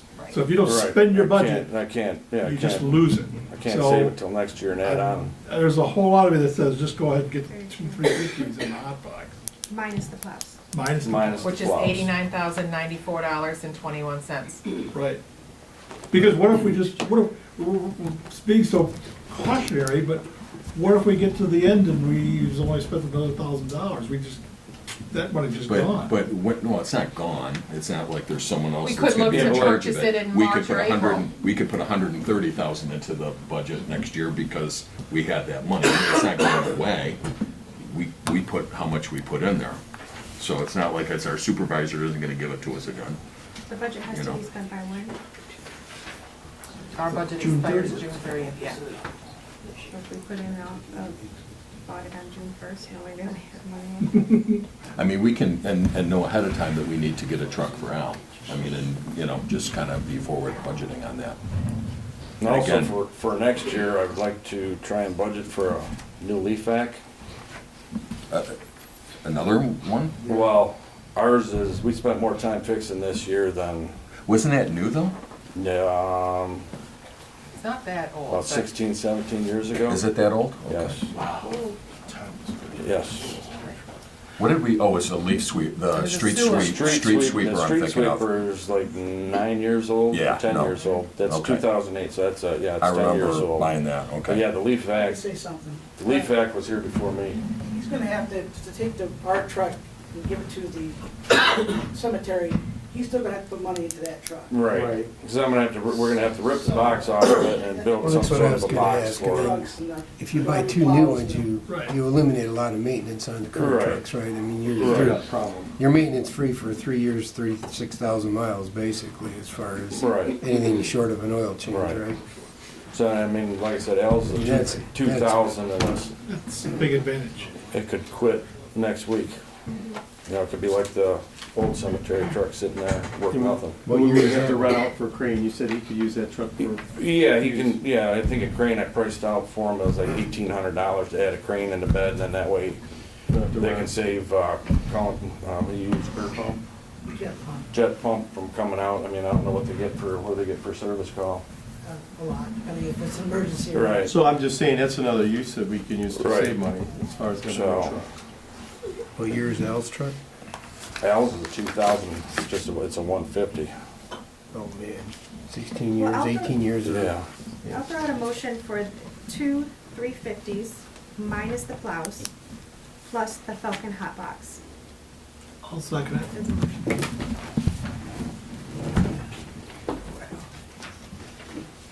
All right, we have a motion by Poznanski, support by Edwards. 2 350s with no plows plus the Falcon hot box. Nothing better. So roll call for Yes, please. Poznanski, But we still got money in the repair budget. Edwards, Yes. Hart, Yes. Segal, Yes. Fowler, Yeah. Bartholomew, Yes, change that up. and President Muslim. Yes. All right. Thank There you. go. Clean sweep. Thank you. Run with you. We get to say in the color, just saying. White. Or we can go Omaha orange, it's actually $630. Wait to see. All right. All right, now we're gonna go back to the St. Baldrick's special event request. Yes. The event was scheduled for March 23rd of 2019. That is the Saturday after St. Patrick's Day. Typically, the event is the Saturday before St. Patrick's Day, but because that would be the 16th and St. Patrick's Day is the 17th, we thought it might not be the best day to have that going on in town in conjunction with the St. Patrick's Day celebration. So the decision was made to schedule it for March 23rd. As I indicated before, I am not chairing this year's event, but I did offer my assistance in submitting the permit application and volunteering and coordinating where my time allows. So it's basically the same layout as last year. The street closure would be from 2 o'clock on March 22nd, to reopen by midnight, March 23rd. I think they've always closed it a little bit later and opened it a little bit earlier than that, but depends on the weather, setup, takedown, any problems that they run into.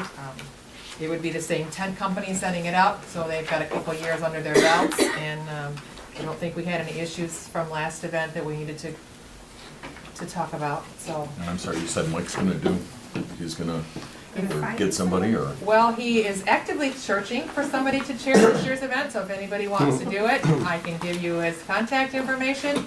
But I just indicated to him that at this time, right, if the event wanted to move forward, pending a new chair, that he would agree to take it back on. And so that's it. Yes. All right, do we have a motion yet? I'm sorry, I'll make a motion to approve it for that date and as specified. Support? I think that's just a small clerical change. The clerk down at the bottom, so Michael. Yeah, none of the forms have been updated yet. Because we can't get at the computer. We're locked out, so it's part of our computer issues, but we'll get those taken care of. All in favor? Aye. Any opposed? Motion passes.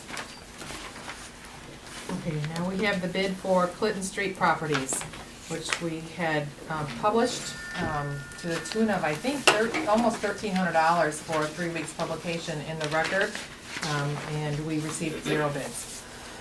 So nothing to review. I don't know if you want to re-list it, re-publicize for it.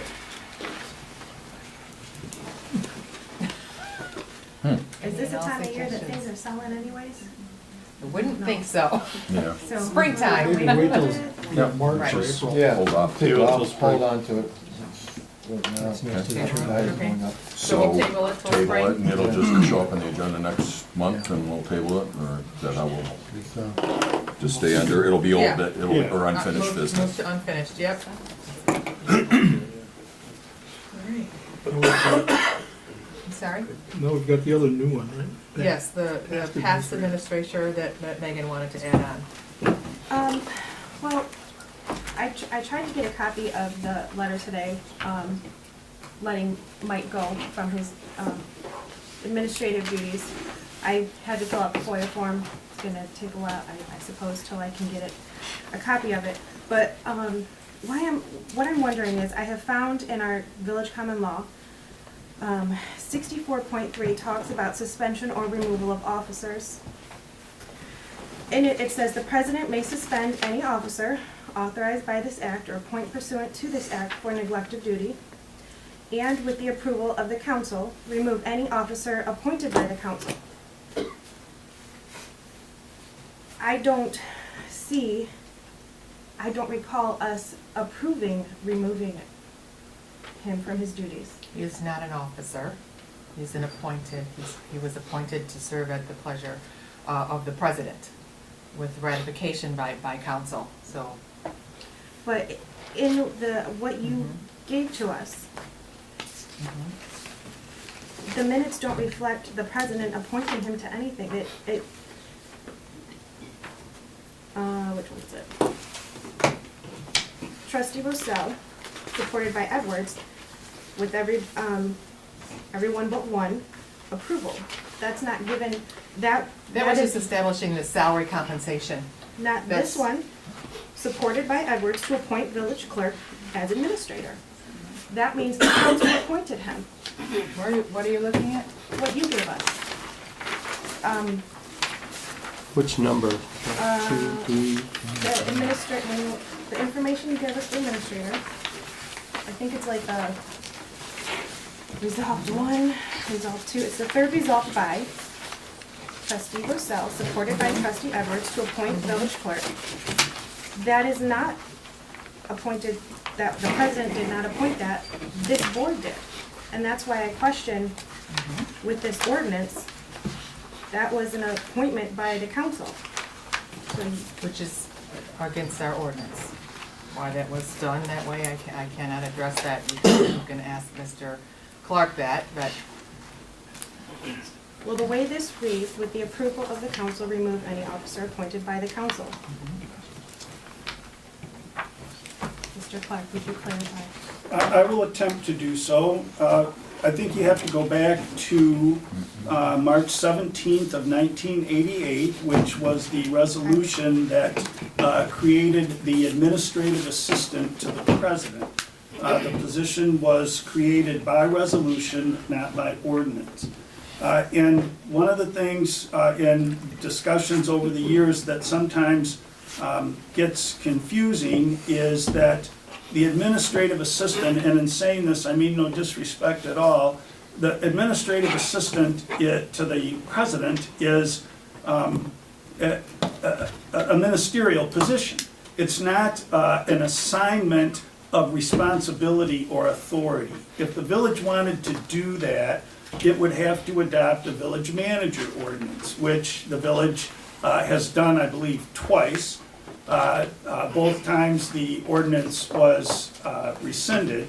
And if a village manager ordinance is adopted, the tasks or the duties assigned to the manager cannot be taken back without a rescission of the ordinance. In other words, if the ordinance, which I know the first one did, the second one I'm not sure, but in any event, the first ordinance creating the village manager position said the manager would do certain things that otherwise the president or the clerk would do.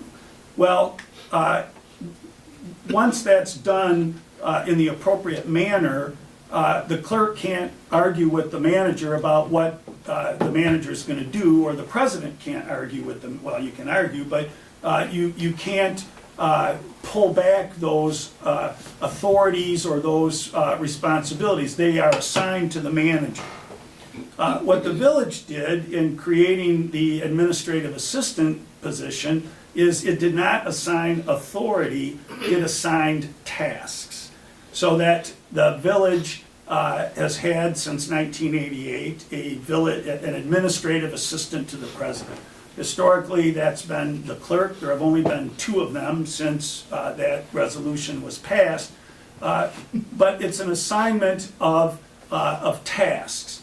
In the case of the administrative assistant, the president doesn't have to let the person, the administrative assistant, do those things. It's not an assignment of authority, it's an assignment of a task. And if the president says, and you could probably come up with a number of examples, but let's say the administrator in the past maybe negotiated with Armada for the sewer service agreement, Armada Township. There were things that the administrative assistant did that the president would otherwise do. The president doesn't have to let the administrative assistant do things. And so the revocation or the pulling back, if you will, of those responsibilities or tasks by Ms. Malzahn to Mr. Lee, I think was appropriate. She doesn't have to, in her capacity as the president, let the administrative assistant do her job. But that's not the same question as terminating the person. So that comes into play with what Ms. Poznansky has mentioned, that the president does not have to let the administrative assistant do those tasks or those jobs, but what do you do with the person who's been appointed, or how do you unappoint or terminate the appointed person? And I've not looked at that, but my recollection is, as I mentioned, the March 17th, 1988 resolution created a position. The council approved that. I don't think it's ever been, that resolution has ever been rescinded. My advice would be, if you, as a board, a council, intend to terminate that position, that you rescind the resolution. And there's another reason why I mention that. The statutory provision relating to appointments and the length of appointments, when it talks about, the statute talks about the creation of positions, it speaks in terms of what the conjunctive. In other words, it says until this time period and the appointment of a successor and the qualification of a successor. So there's a combination of those two things, the time period and the qualification or appointment of a successor. So if you're not going to appoint a successor, my advice is, most conservatively, you should rescind the March 17th, 1988 resolution to abolish that position. Okay. My concern was that he was not properly let go and wasn't officially let go before we went ahead and made the next step.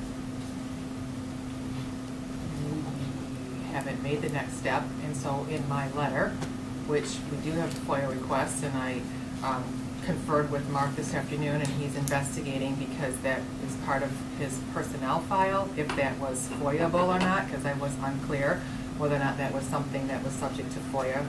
So I don't know that he's had a chance again to look that up, but certainly once he gives his opinion and it's okay, I'll certainly give you a copy of that. In my letter, I rescinded and took back those duties that were assigned to him by Mr. Siglo under the authority of my office as president. Basically, I was not comfortable asking him to perform or speak or authorize him to act on my behalf.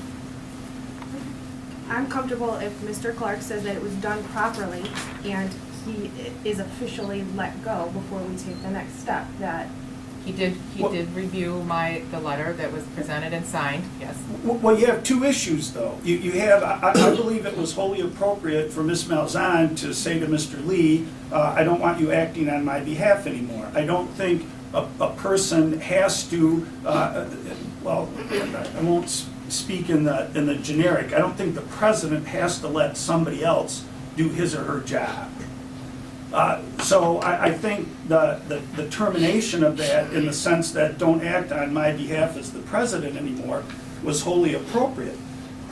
It does not, however, in my mind, address the other component of that, which is what Ms. Poznansky has raised, and that is, well, this was a village appointment, a council appointment, and it was done, and so if you want to make, if it's your intention to make a clean break, my advice is you should rescind that resolution. And absent that, arguably, the position remains, and I don't want to get into the weeds on all of this, but then if the position remains, what is it in the mind of the person who held the position as to claims or lack of claims that there may be based on that? So I think what was done in terms of the direction, don't act on my behalf anymore, was fine. I don't think there's any problem with that at all.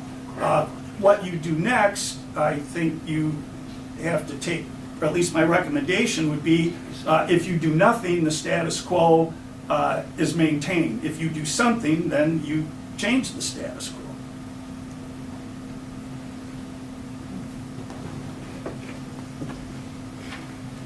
Anything else on that agenda item? Any discussion? We could do nothing until April, well, whenever we make the next vacancy. Well, Well, the there's appointment for the administrator has always taken place in December. That's when this motion was made and approved. That's when he started, he meaning Mr. Lee, started drawing the salary associated with performing those duties. It's designed so that the newly elected president would make the appointment, and thus the regular day-to-day business of the village would just continue. Okay. It's And the ratified former by with the other appointments that historically we have made in April as the list of annual appointments, as well as the termed appointments for the boards and other commissions. And the former So- administrator didn't go past that time.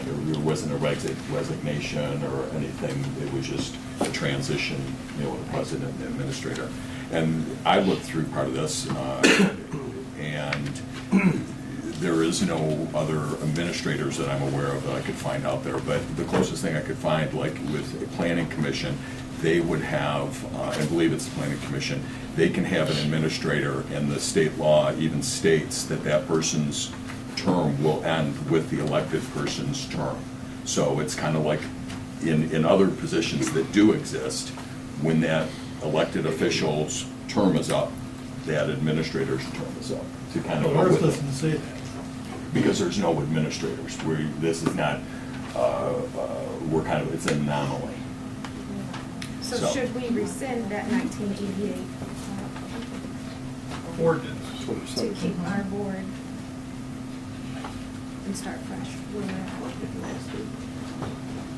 It might be advisable, right, Mark? To do that. Again, if you're not intending to appoint an administrator, my recommendation is that you rescind the March 17th, 1988 resolution. Now, But you if we're can, intending on doing it though, then we don't have to worry, we just move on to the next appointment. but now, if you're going to be, But and we this could is run into the this next thing again. to be discussed, But maybe that's what he amended, what he just said. what we're gonna be discussing It there. ends with the new, When the next When the president next comes in, president so or that we whatever, don't yes. run into this again. right. Depending on So- how this goes. Amend the 88 one. Right, well, this other one, depending on how all this goes, references an administrative position. So you Okay. don't want to eliminate the administrative position necessarily, if you want to have the ability to do an administrator, to actually, Under the take next that. agenda item, I have proposed language that basically addresses that. Okay.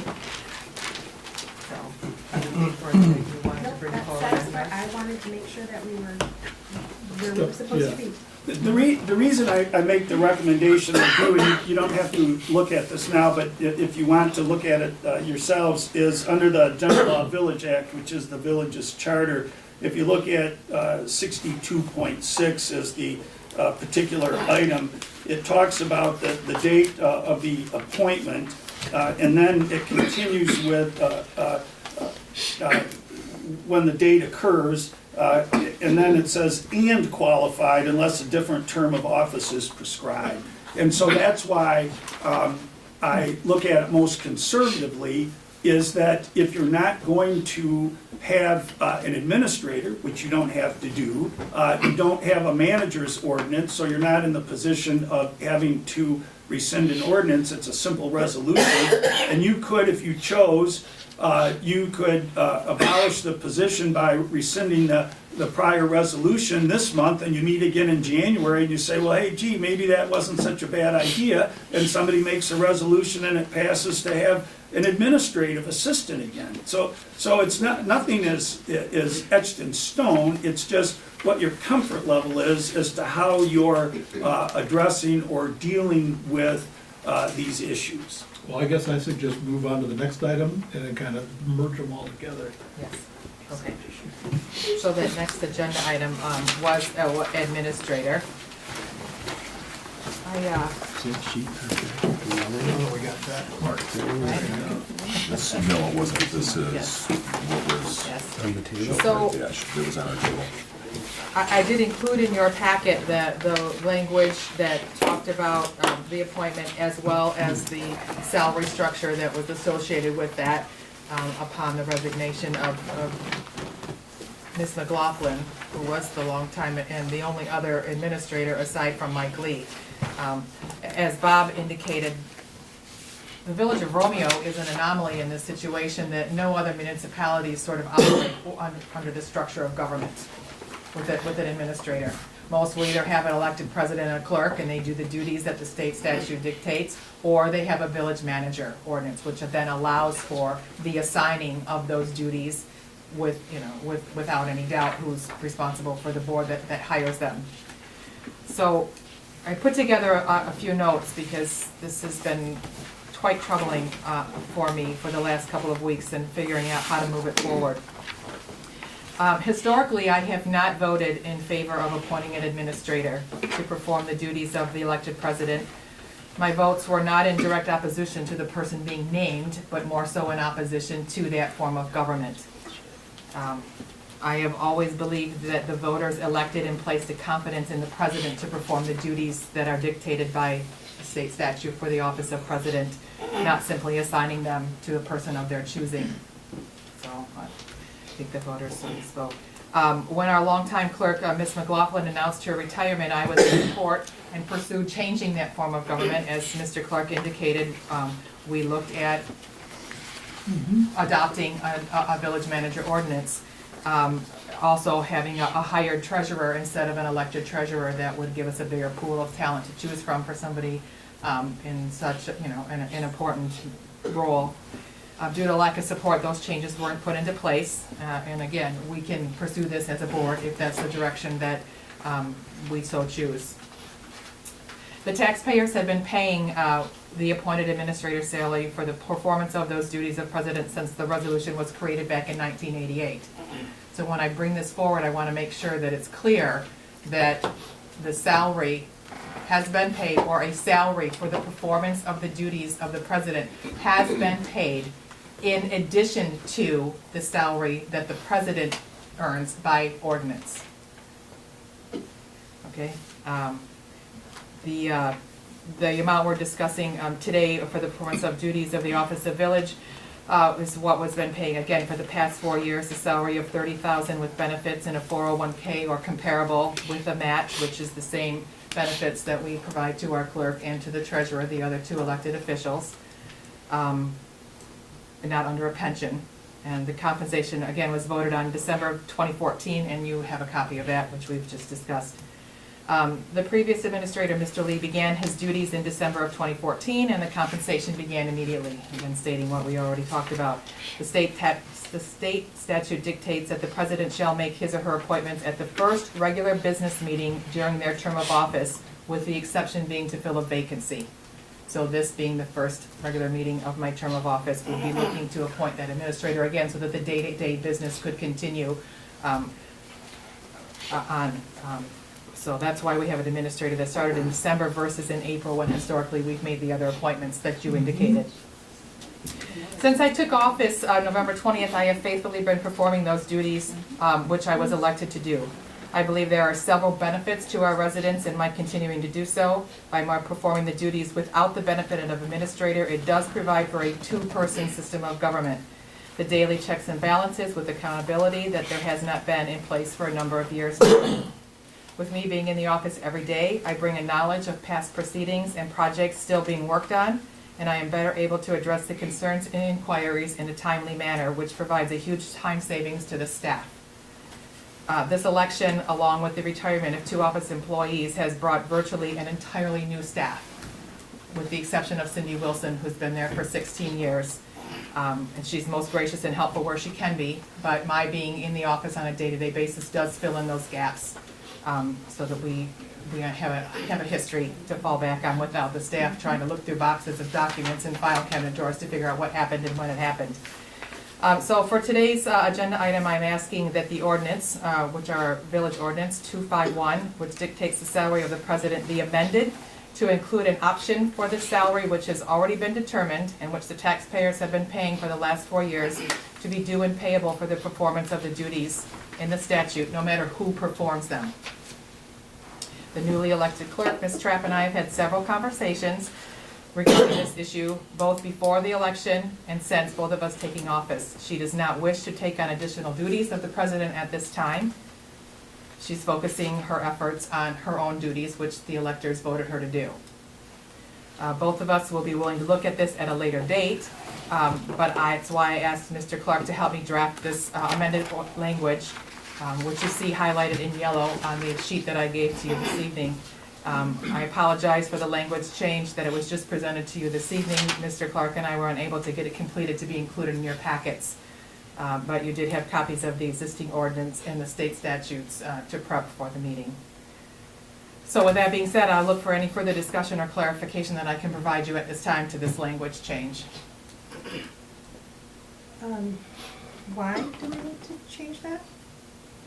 Well, the duties of the president need to continue on. The duties on a day-to-day basis. The chief executive officer of the Village of Romeo, who oversees all the staff, all the department heads, and all the assets of the village on a daily basis.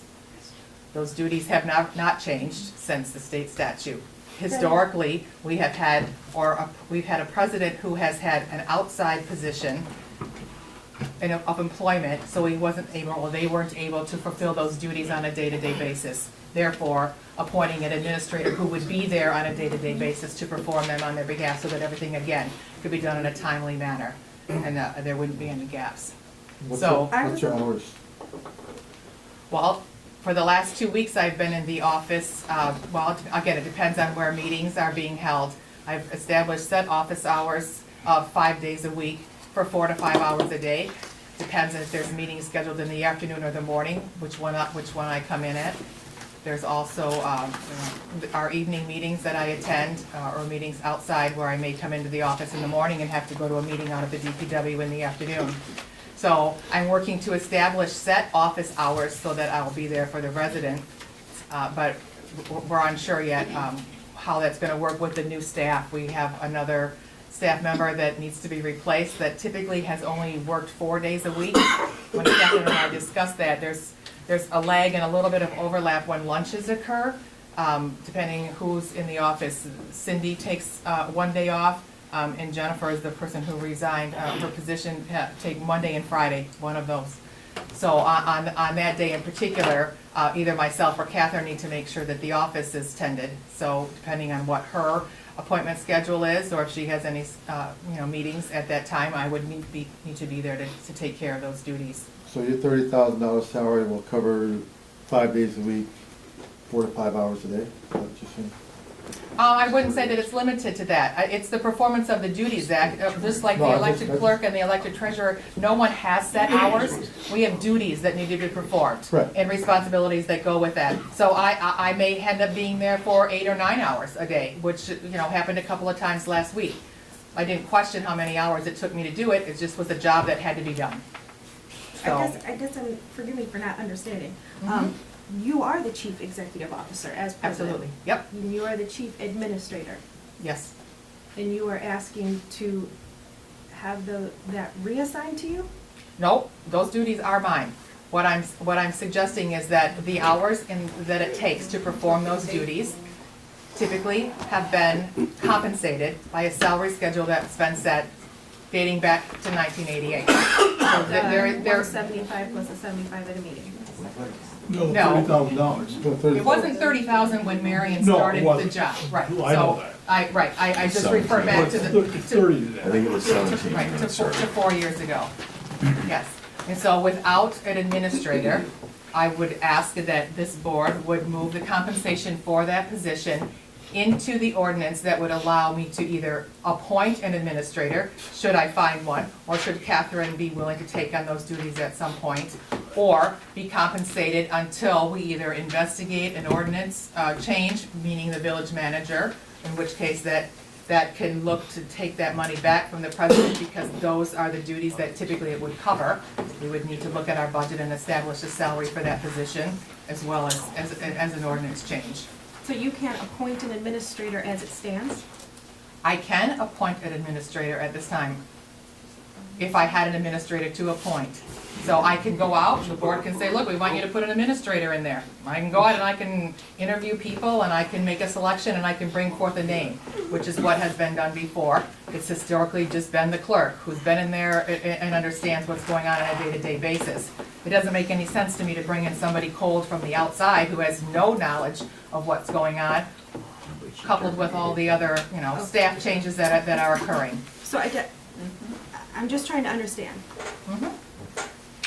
You just want to get paid what that person would get paid?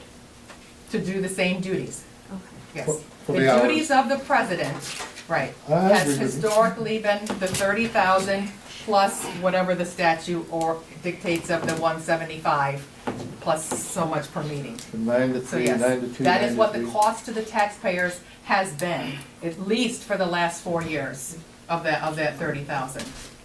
So it was one job that was parceled out into two, and you want to put it back to one, Yes, essentially, right? It was Yes. one job, decided that person couldn't handle it, you want Right. to put, so Right. went to 2 The jobs. statute itself and now it's- dictates, right, Right. right. So The this statute just- dictates what that salary compensation is. Our ordinance says what that compensation is. And the ordinance, the old ordinance, which is this one that you have, was never updated to give an option to either A, appoint an administrator or not to appoint an administrator. It just said what this is. We had a separate resolution that created the position with its own resolution dictating that salary. So Would it's this sort of go- convoluted. Would this go into effect now or in the next 4 years when the next election happens? Such as when I tried to change the pay, it can't go into effect till the next election. We took a look at the MML, and there are municipalities that have language in their ordinance that says you cannot change this compensation for the term of your office. Our ordinance does not say that. Our ordinance dictates what the salary is for the term of the office, not that it cannot be changed. Well, you're not changing the compensation, Correct. you're just Our changing ordinance where does it's say, though, except- funneled to. Exactly. It is the same amount. There's no money changes, there's, It does say though, except as otherwise provided by law, these officers shall receive no other compensation for services performed for and on behalf of the village during their term. Right. No other compensation, meaning that if I wanted to be the dog catcher, I couldn't be compensated for the dog catcher. But this isn't other compensation. This is the compensation that has been paid by ordinance for the performance of the duties of the office of president. But the way But that it it's wasn't when you were elected as president. Since '88, it's been separate. So when you ran and the residents voted on you as president, that's what we voted on. Correct. And For then me that- to be the president and the chief executive officer. So No, I you didn't had expect that, since I wouldn't 88 expect that, administrator. that you would let me assign my duties to anybody else. That's not true. That's not true. Well, And as far as changing an ordinance, you can change the compensation at any time with the general law, as far as how the state is. And I think when you were looking at cutting compensation for the trustees in the middle of what that is a change of the compensation on what they got set up for. This is not the same situation. But it sounds like, because you're not, it sounds like what you're saying though is right now it is separate and you want to bring it back It's- together. So it is separate, that you are not, it's not separate, it's the it's same one set task of duties, divided. right. It's, I mean, The it's resolution- the the same duties are, task. I get that, the duties are the same duties, but the pay is separate. We have not had an instance, like I said, in the last several administrations where a president was available to be in the office on a day-to-day basis. That is not the case today.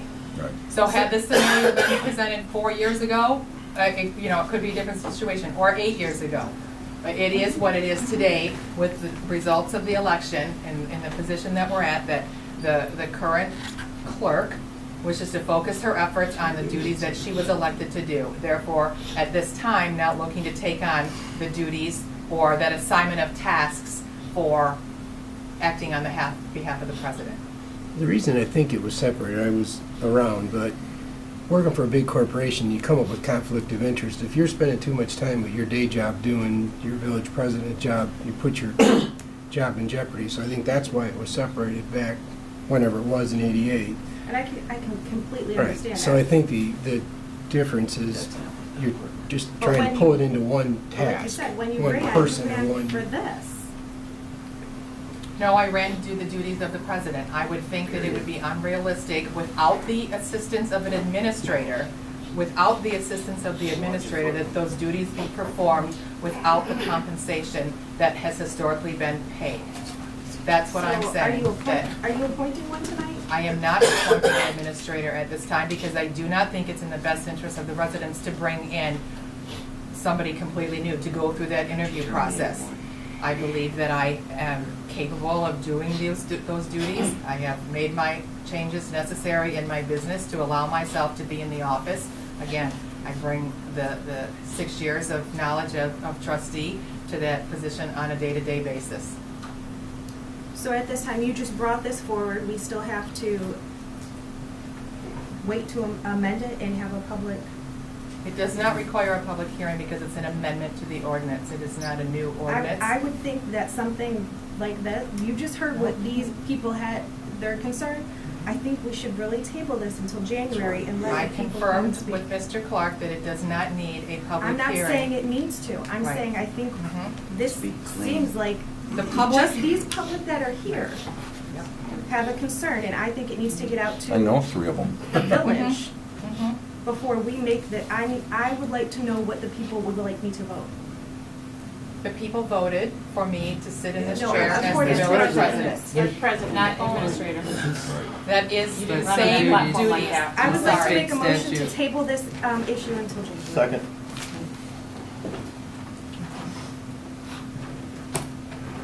What's the conversation going to be in January? But I don't think it I has to don't. be tabled.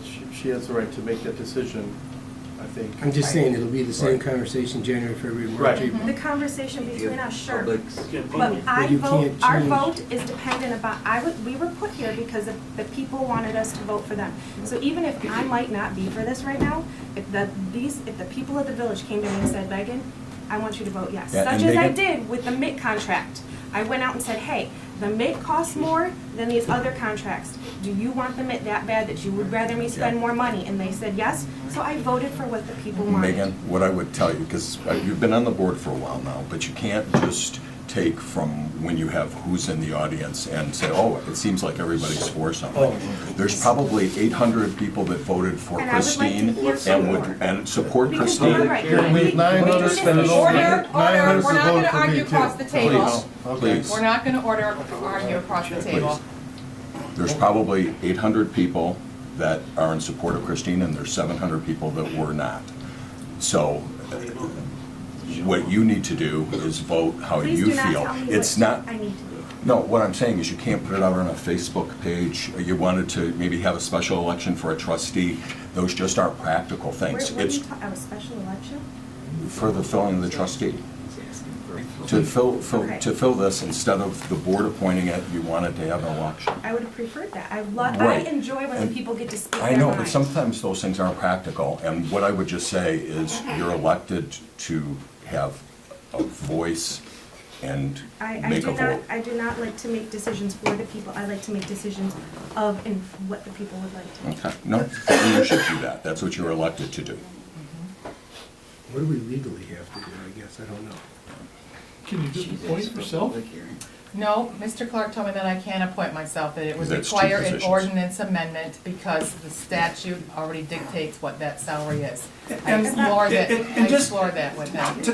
To that point, the president, regardless of whether it's Ms. Malzahn in the office or anybody else, the president, as a position, has the same authority, the same responsibility, the same duties, the same fiduciary responsibility that that office held on November 5th as it does on November 7th. In terms of what the president can do or is required to do or can't do was not changed by the election.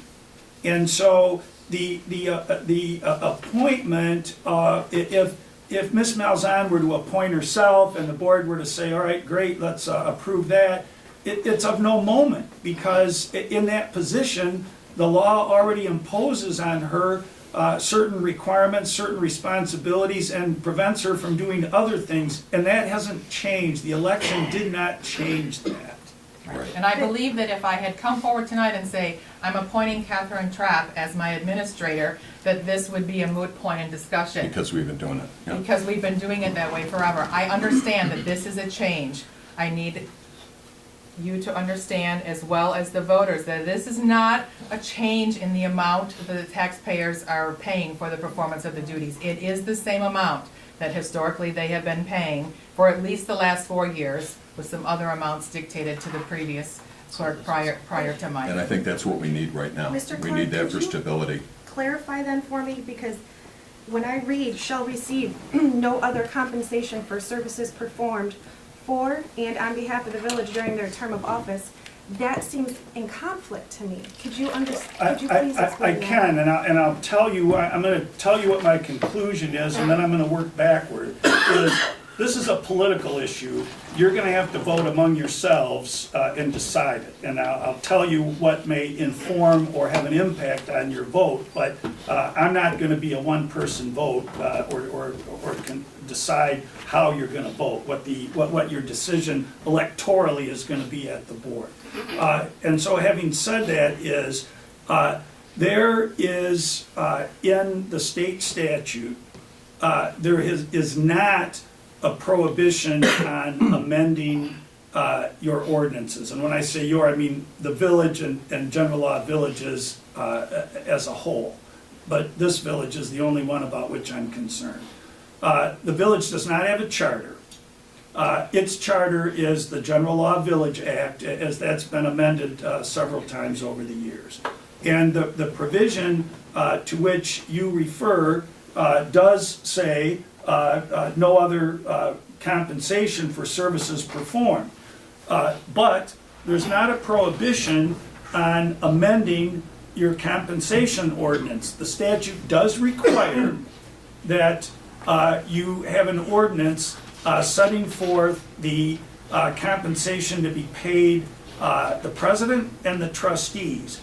And for the good or the bad, there's not a similar provision in the General Law Village Act as it relates to treasurer or clerk. It seems kind of odd to me that you wouldn't have a requirement of an ordinance for compensation for all the elected positions, but it isn't there.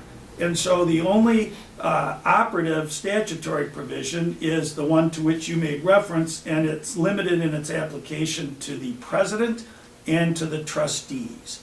But there is not a prohibition in the ordinance, or excuse me, in the state statute that says you cannot amend your compensation ordinance.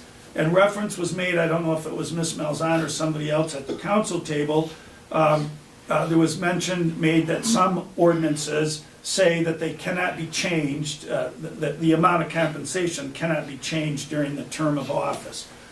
Your ordinance does not say that.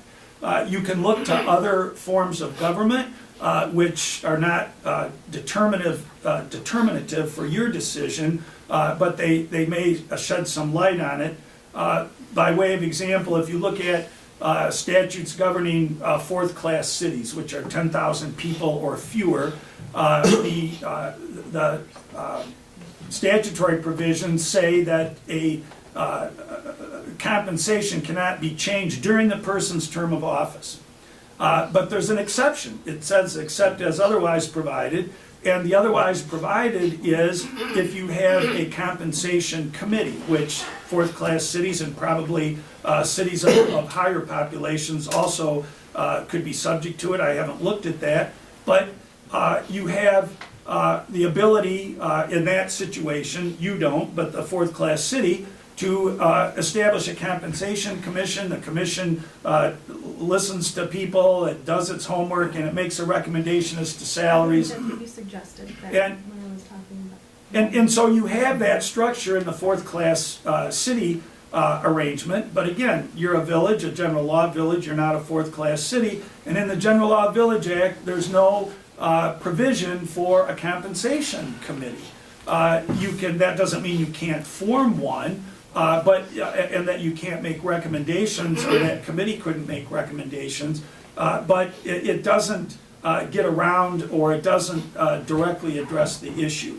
And so I know I'm repeating myself, but I will say that there's nothing in the General Law Village Act that prohibits the amendment of your compensation ordinance during the term. You cannot, as you correctly point out, Ms. Poznansky, you cannot have other compensation, but you are not, as a board, prohibited from amending your ordinance. So you have to decide as a board whether you think it's a good idea or not. It's not a legal decision. It's not something I can say, yes, you must do that, or no, you cannot do that.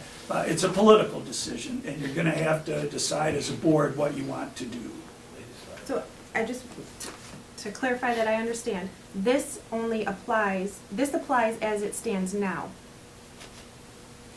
If we amend it, it applies now to this amount. if you amend your ordinance as presented, that would, yes, it encompasses the additional amount as stated in the proposed ordinance or in the suggested So as it ordinance. stands, it does prohibit anything, but once we change it, now here's the new norm. If you adopt that ordinance, it will be implemented on the terms stated. And then this will, because their number is 30,000, now this, you shall receive no other compensation above that 30,000. Correct. Okay, I'm understanding. No. The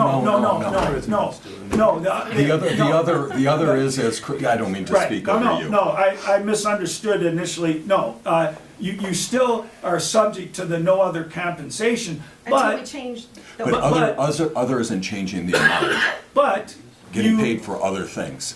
but maybe to address the point, and I don't know if this does, and again, I don't want to get into the politics of it. I didn't run for office, and it's none of my, as my mother used to say, none of my beeswax. But I will say, you could, as has been mentioned, in your ordinance say that there will be no compensation, or the compensation will not be changed during the term of office.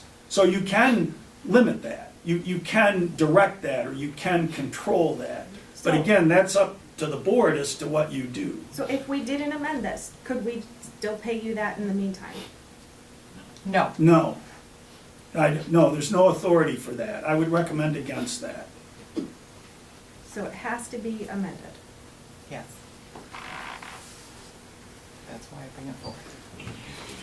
And just so you don't lose sight of it, again, I don't want to get into your procedures, but if I understood correctly, there was a motion made and supported to table it. So Right. before you vote substantively, if you're going to, I don't know what the outcome of that's going to be. I just didn't want you to jump to a substantive decision without addressing the motion that's on the table. I just mentioned that. I'd like to say that, Bob, I understand what you're saying, and you are correct. This could be a skewed pool of people. That is why I would like to table it, to expand the pool of people that I talk to, go out and speak with what their opinion would be. Right, and the one thing, we've discussed this, but what are our options? You know, we have a need, I think we have a capable thing. You'd have to explain everything that we just explained, and to like, oh yeah, I think it's a good idea or a bad idea, and I think, you know, that's where we can make some decisions. I'm comfortable with, Christine was clear that she was gonna give up the time and energies and restructure her business so that she can be there to do those duties, and I'm satisfied with that. So Megan's got that motion we Yeah, gotta roll call. deal with. You still have that? Yes, motion's on the table. Motion and support, can we do Roll call? a roll call vote to, just restate the motion, basically to table this I for moved to 30 table, days. motion was made to table this item, agenda item until January. And the one thing too is I believe it can't be retroactive. So if, for the month before, as you're tabling this, I don't think you can even go back, so that's problematic. Okay, roll call vote, Poznanski? Can you state the motion again? Motion to move this agenda item until January's agenda. Yes. Fowler? Yes. Hart? No. Bartholomew? No. Seidel? No. Edwards? No. President Malzahn? No. Okay, motion failed. Okay, I'll make a motion to adopt this ordinance as been amended. I do have one question on it, though. If we do We can combine. discuss it, but I'm sorry. I'm sorry. I'm just. Go ahead and make your motion. I made the motion, so I don't know if we have to have support, and then we have discussion, and I'm sorry, I don't Support. want to step on you. Right, no, it's okay. No. Nate, support, go ahead. My question is, if you combine this, you were able to remove the previous administrator, right? Yes. How do you remove yourself if you have this job? Is now the board in control of Right. that? So once this ordinance is adopted, which Right. it takes effect 15 days after this board approves it, then I would put forth a motion to rescind the original administrator resolution from 1988 until such time we choose to either implement a new administrator, in which case we make a new motion appointing that administrator, or if we choose to investigate the village manager ordinance again. But if we combine these now, and you're a great president and a lousy administrator. What control do we have as a board to remove you from that position, or do we not? We don't. Does it become a reelection? Yep. Right, so that's the, right, I mean, that's a Just like you concern. didn't have the latitude to fire the last administrator. Correct. Or the And, treasurer. and that's Right, or the more, treasurer, or, right. and I get it, that's more Right. indicative of what the position should be, but that's Correct. something different than But what a we've had. you're right, the village manager would give you that latitude. Right, a village manager, Yep. if you could, the board would have to have the ability to Yep. get together and go, nope, we're paying this much money and we're not Yep. getting what we're doing.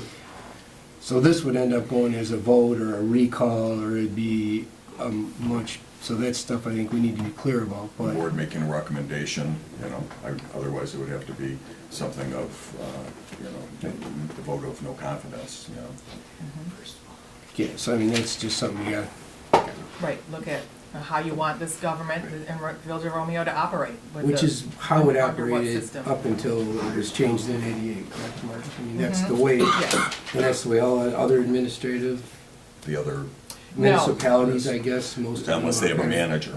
I think we're the only one that have an administrator. So in order to fire, you gotta have a manager, right, in order to have the ability to. But that's got problems in it too. It does, I mean, it There's, does. I mean, you can't that's just. giving a lot of power away, so we need to, that's not a quick decision either. It might be the right one, but it's not a quick one. Any further discussion? Can take a roll call vote. Motion, were you gonna state the motion again? Motion to adopt the amended ordinance as written. Hart, Yes. Bartholomew, Yes. Seidel, Yes. Fowler, No. Edwards, Yeah. Hart, You had me. oh, sorry. Poznanski, No. President Melzon. Yes.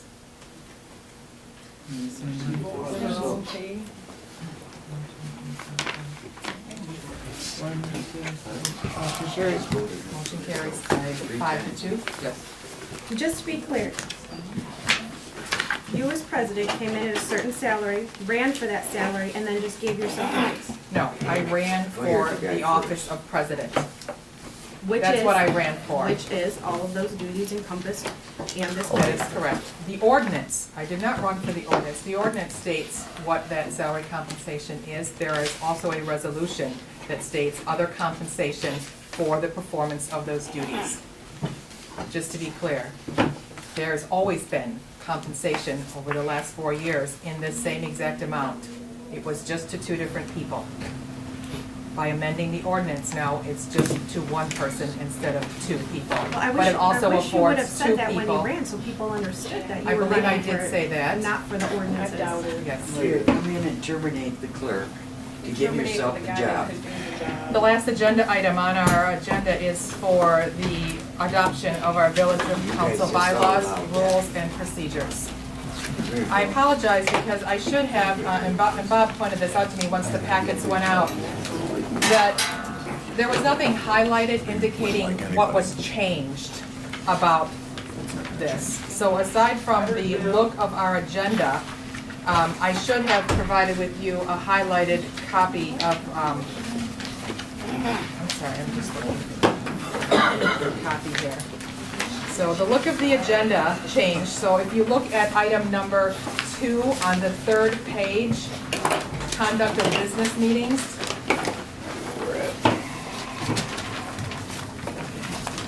The order of which the agenda appears, which is what Megan wanted to make sure that we understood what it looked like formally and what we're adding. So we're adding correspondence. We are adding public forum to address this board on agenda items only as line item H.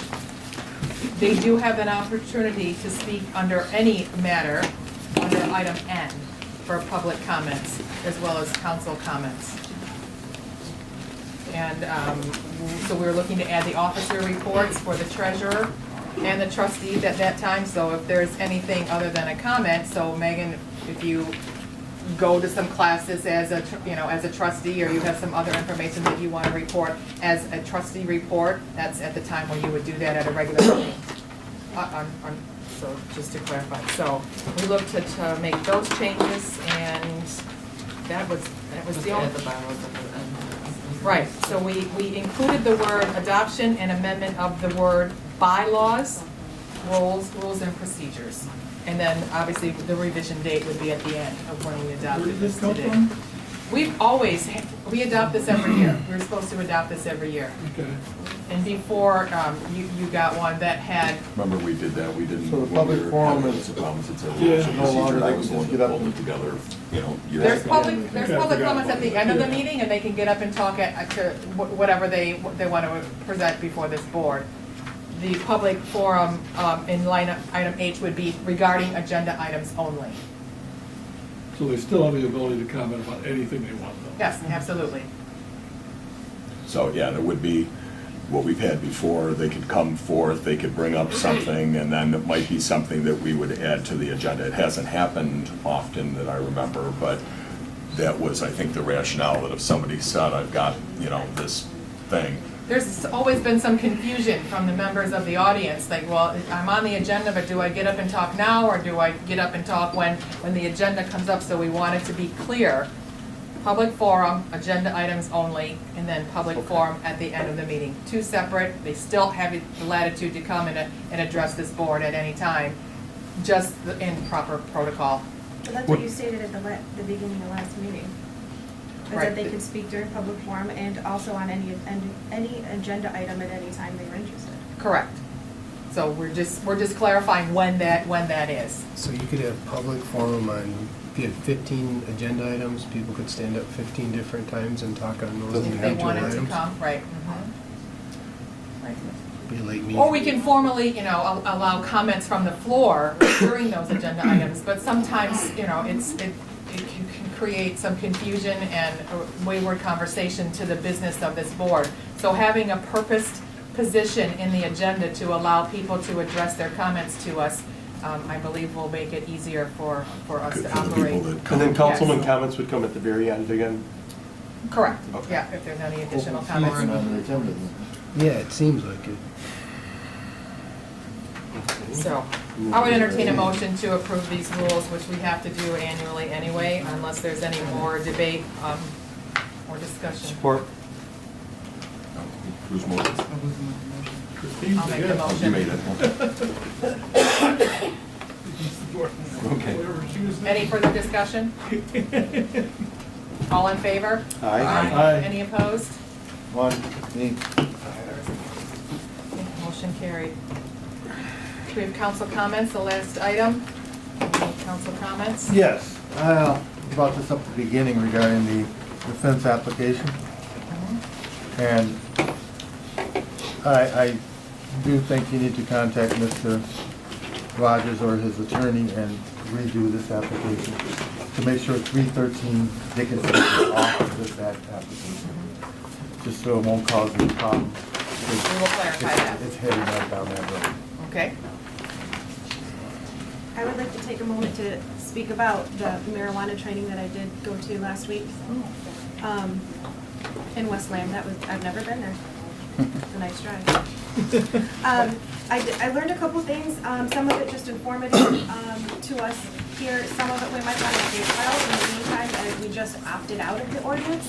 One thing that was suggested was law enforcement officer training. Because marijuana is no longer illegal, search, what is it, how do I say it? Like a legal search and seizure? Yes. Maybe it would be advantageous for us to get education to our officers so that there isn't any sort of, We can just ask I would the strongly chief, have you guys Training for had that? training? They're constantly undergoing training and they're up to date on all the laws. And we talked about it and they know the procedures to follow. That makes a lot of sense. So, different departments getting together from other municipalities? They're not right now. Basically, it's not illegal except for quantity now. And, that's all we look for. because it was brought up at the meeting that they might have to retire some of the drug dogs because they were Right. they were trained on marijuana, and now if it sniffs out the wrong drug, smell it everywhere. that could just be a. Right. How do you untrain them to not They smell will that have smell? to be they were retired. Someone's like, we just bought 3 dogs at $7,000 a piece, and now we're going to have to retire them. Right. So there's issues all around. But another thing that I I learned that I did not know. You are not allowed to consume marijuana in a public place. Now, it was brought, somebody asked, well, can I do it on my front porch? Is that a public place? I don't know, is that, that's your house? I heard on TV, you couldn't even be on your front lawn. You basically had to be behind closed doors kind of thing. Again, this is all, no one really knows where this is going, but that's what I heard, you could not be on your front porch. So I just wanted to caution our And say, residents "Get off my to know lawn." that. Also that they cannot cultivate a marijuana plant in a visible public space without the use of binoculars and other such aids. So if it is in your backyard and you are growing it, and anyone can see it, that is illegal. Right. So That's I probably an would attractive caution you to grow it in nuisance. your You'll have house. kids coming to do some That's only harvesting. 12 plants, by the way. And it's still, like alcohol, it's not allowed on the public grounds, schools, around children, that sort of thing. And then the last thing that I thought we as a board might want to look at is that it does not, how did I write it? It allows the employer to choose whether or not this will be included in the drug test as a form of employment or not. So I didn't know if we wanted to look at, as it stands, it would be, you're allowed to smoke marijuana and work for us. I didn't know if there was something that we wanted to look at in the future. I would strongly suggest we keep it. We don't want people high on the job. Well, not on the job, it would be like a drug, when you do I know, drug where I test, work, I still get drug tested, or who could get drug tested. and your it is employer could included. enforce that on you, That's right. even though it's still legal, and you could get terminated. So I thought that might be something advantageous for us to look at, so that we don't run into an issue in the future. Most major corporations have eliminated that. The drug testing requirement, or The- that marijuana would not be included in what they're screening The for? marijuana. Well, in other words, you still can't go home and smoke marijuana, because if you come back and get drug tested, you test positive for it, you're fired. Okay. So it's, They swab now, and they can tell the time that you're smoking it. They've left that up to the municipalities to decide what they're gonna do about that and what the employer wants to do, that's up to them. I wouldn't suggest allowing any of your employees to start smoking pot. So Right. that- I would think that might be something we All right, I'll note that. would address, I agree. to clarify to our employees. Okay. Well, we're not finding any employee handbook or manual to reference as well, so Catherine and I will be working to develop one, because we think that would, is something that's needed. So, anything else, Nathan? I know it's late, so I'm gonna try to keep this brief. I'm glad Megan actually brought the sealer tanks up. They've always used coal tar for asphalt seal coating from the beginning of asphalt seal coating. And when I got into it, they said, you got like 15 years and you probably want to get out of it, because there's a chemical in coal tar that causes cancer. I've been doing it for about 20-some years now. Haven't had any problems, but I did get sealer burns. It's bad stuff, and it's banned in Ann Arbor. It's banned in even Elmont, the village. It's banned in the cities that are banning it are growing. It's probably going to be banned eventually forever. 2 years ago, they came out with a new seal coat anticipating these problems, and it's called Black Diamond. So just for the sake of chemical, terminology and that, coal tar emulsion has 50 parts per million of this chemical. It starts with an S. That's the bad stuff. They have restructured this. Black Diamond they've come out with a new sealer now called Black Diamond that is down to 2, and that's safe to use in the communities that have banned it. I'll be there in a second. So I'm happy to say we use the Black Diamond. It costs more, but you get a better job. We've been using it for 2 years. The customers like it. So I'm happy to say that all the seal that we splattered on the driveways and parking lots in this community is being done with the environmentally friendly sealer. As far as the tanks go, I live there. It's the church property. I live in the house. And the tanks, the 2 trailers and tanks are kept in the back corner. I've been given permission to keep them there. During the summer, there's so much foliage, you don't hardly even see them. It's perfect. But I did notice that now that the leaves are all down, as a courtesy to the community and myself, because I don't like seeing at them from my kitchen window. I am gonna find a place to keep them. We're still working right now, that's why they're there, but like I said, that's, yeah, that's pretty much about it. Just one other thing, I know that Sherry Maddox, our Spend new up treasurer, these is not a council member, but she did come prepared to present a treasurer's report. Yeah, Is I'll try any to be opposed, brief. any opposed, just to have her? Yeah, please. Yes. To the left here. Want to first of all thank all the board and giving me the opportunity and the residents to serve you. And just to let you know, I just found out last Friday that I had an opportunity to appear on the board, so I just have a little things. Catherine and I are going to have better communication going forward. I'm going to request a packet so I can keep updated to what you guys are looking at, and also if there are any questions, but there's been numerous questions about funding and such, I'll better be able to, if I have the opportunity, to interject and let you know at that moment in time whether the funds are there or if we have to maybe come back and revisit. I want to provide an update just to let you know that the 2018 taxes are pending Dennis's signature. Until I can get Dennis's signature, can we finalize with the county. So again, that's waiting on his signature. I did receive confirmation today from our financial auditors, and I'm excited to announce that we have an A+ rating, and therefore we're stable condition. And that is through a company called Benzinski and Company, and I received confirmation from Martha Lyford. Also want to make the board aware that tomorrow our auditors will be sitting down with us at 1:30 to give us a final report for our past audit. And so that ends my report from a treasurer's standpoint. And again, I'll have more information as I'm made more aware. Also, I just want to bring to the light that you mentioned we're hiring someone. And I just wanted to know from the board standpoint, what is the process if we hire from outside? Is there a committee that the board forms to hire people outside, or is that generally left up to the president and the clerk to make the determination? And if so, I would like to be able to be on that interview process. That accounts payable individual is going to work very closely with me, and therefore that I want to make sure that that person has confidence and can operate with efficiency as well as I've been trying to learn. I want to thank Bruce Township and Washington Township with providing me with assistance. But again, going back to the office staff, what is the normal procedure and that for hiring? It's my understanding that it's just up to the administration to fill a vacancy. If it was a new position that was created, or if we were seeking to hire a deputy treasurer or a deputy clerk, which would be allowed, that would be by board approval. But the general administrative staff assistant would be under the. Okay.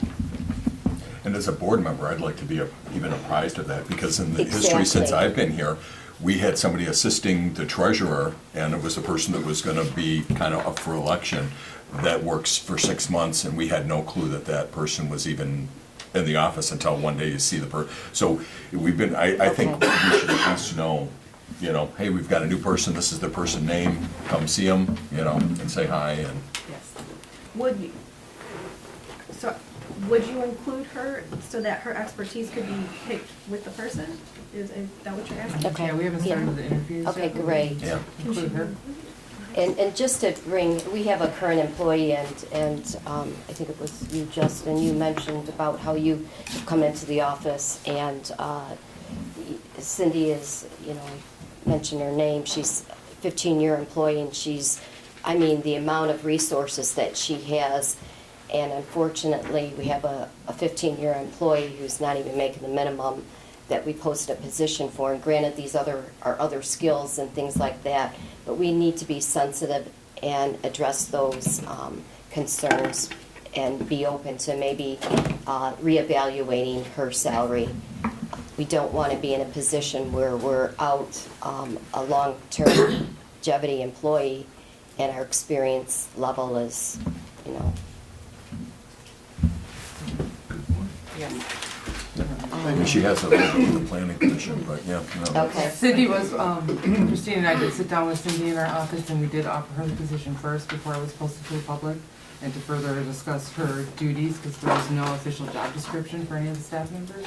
So I had asked for an official job description of her, so we can reevaluate her position as her being an asset within the office. Yep. She did decline the offer to take on the posted job position, so therefore that's how we posted it. Okay, because she's like our go-to person. I mean, she's like, you know, she has all the knowledge Especially there. right now. No, she's And great. Exactly. We're all, you know, answering phones and waiting on counter in the back, load paperwork, all the residents out there. If you can just, you know, we're dealing with one problem, you know, at a time. But going to my schedule, I'm going to work full-time, and the time that I'm not in the office, I'm going to be working with Bruce Township and Washington Township. I'm going to be better educating myself and really working on streamlining some of the processes that have been set up in place, and more importantly, just, you know, running the office more efficiency. And then once we finalize out with this county, then I'll be able to see if there's any funding available in different departments and areas and such, and then even maybe from an investment standpoint. And again, that would be my background in banking and how to structure. So again, I just want to thank you all for the opportunity to serve the community, and I look forward to serving, and it's been a great journey so far. So thank Sherry you. did, Any questions? yes, too? Sherry did, just to mention, she brought forth the need for a receipt printer, which has been not working for years and years, and dropping off the last digit of the numbers, as well as the fact that somebody has to manually input every water bill, all the digits. So she proposed a new receipt printer, as well as a scanner that will scan the barcodes that are pre-printed on our water bills, which should expedite and save a tremendous amount of staff hours. Cindy was actually manually inputting, well, she And you still can is, have errors. manually inputting each water bill, 16 digits, and it's a 40-hour, you know, job. One number wrong, it's. So Yeah, and I- a $700 scanner is going to, you know. Actually, it was $350. Oh, sorry, that was the training. Yeah. We took off the Yeah. training, we decided we didn't need it. Yeah, So, so- I mean, I think That's awesome. You know, Yeah. everybody is able to sort of think those things through, and I appreciated the fact that she took the time to research it and say, hey, you know, this will save us, so. Right. It was a great addition. It's not here yet, but it'll be here soon. Hopefully before January water bills. All right, thank you, Sherry. Thank you. Any other council Thank you. comments?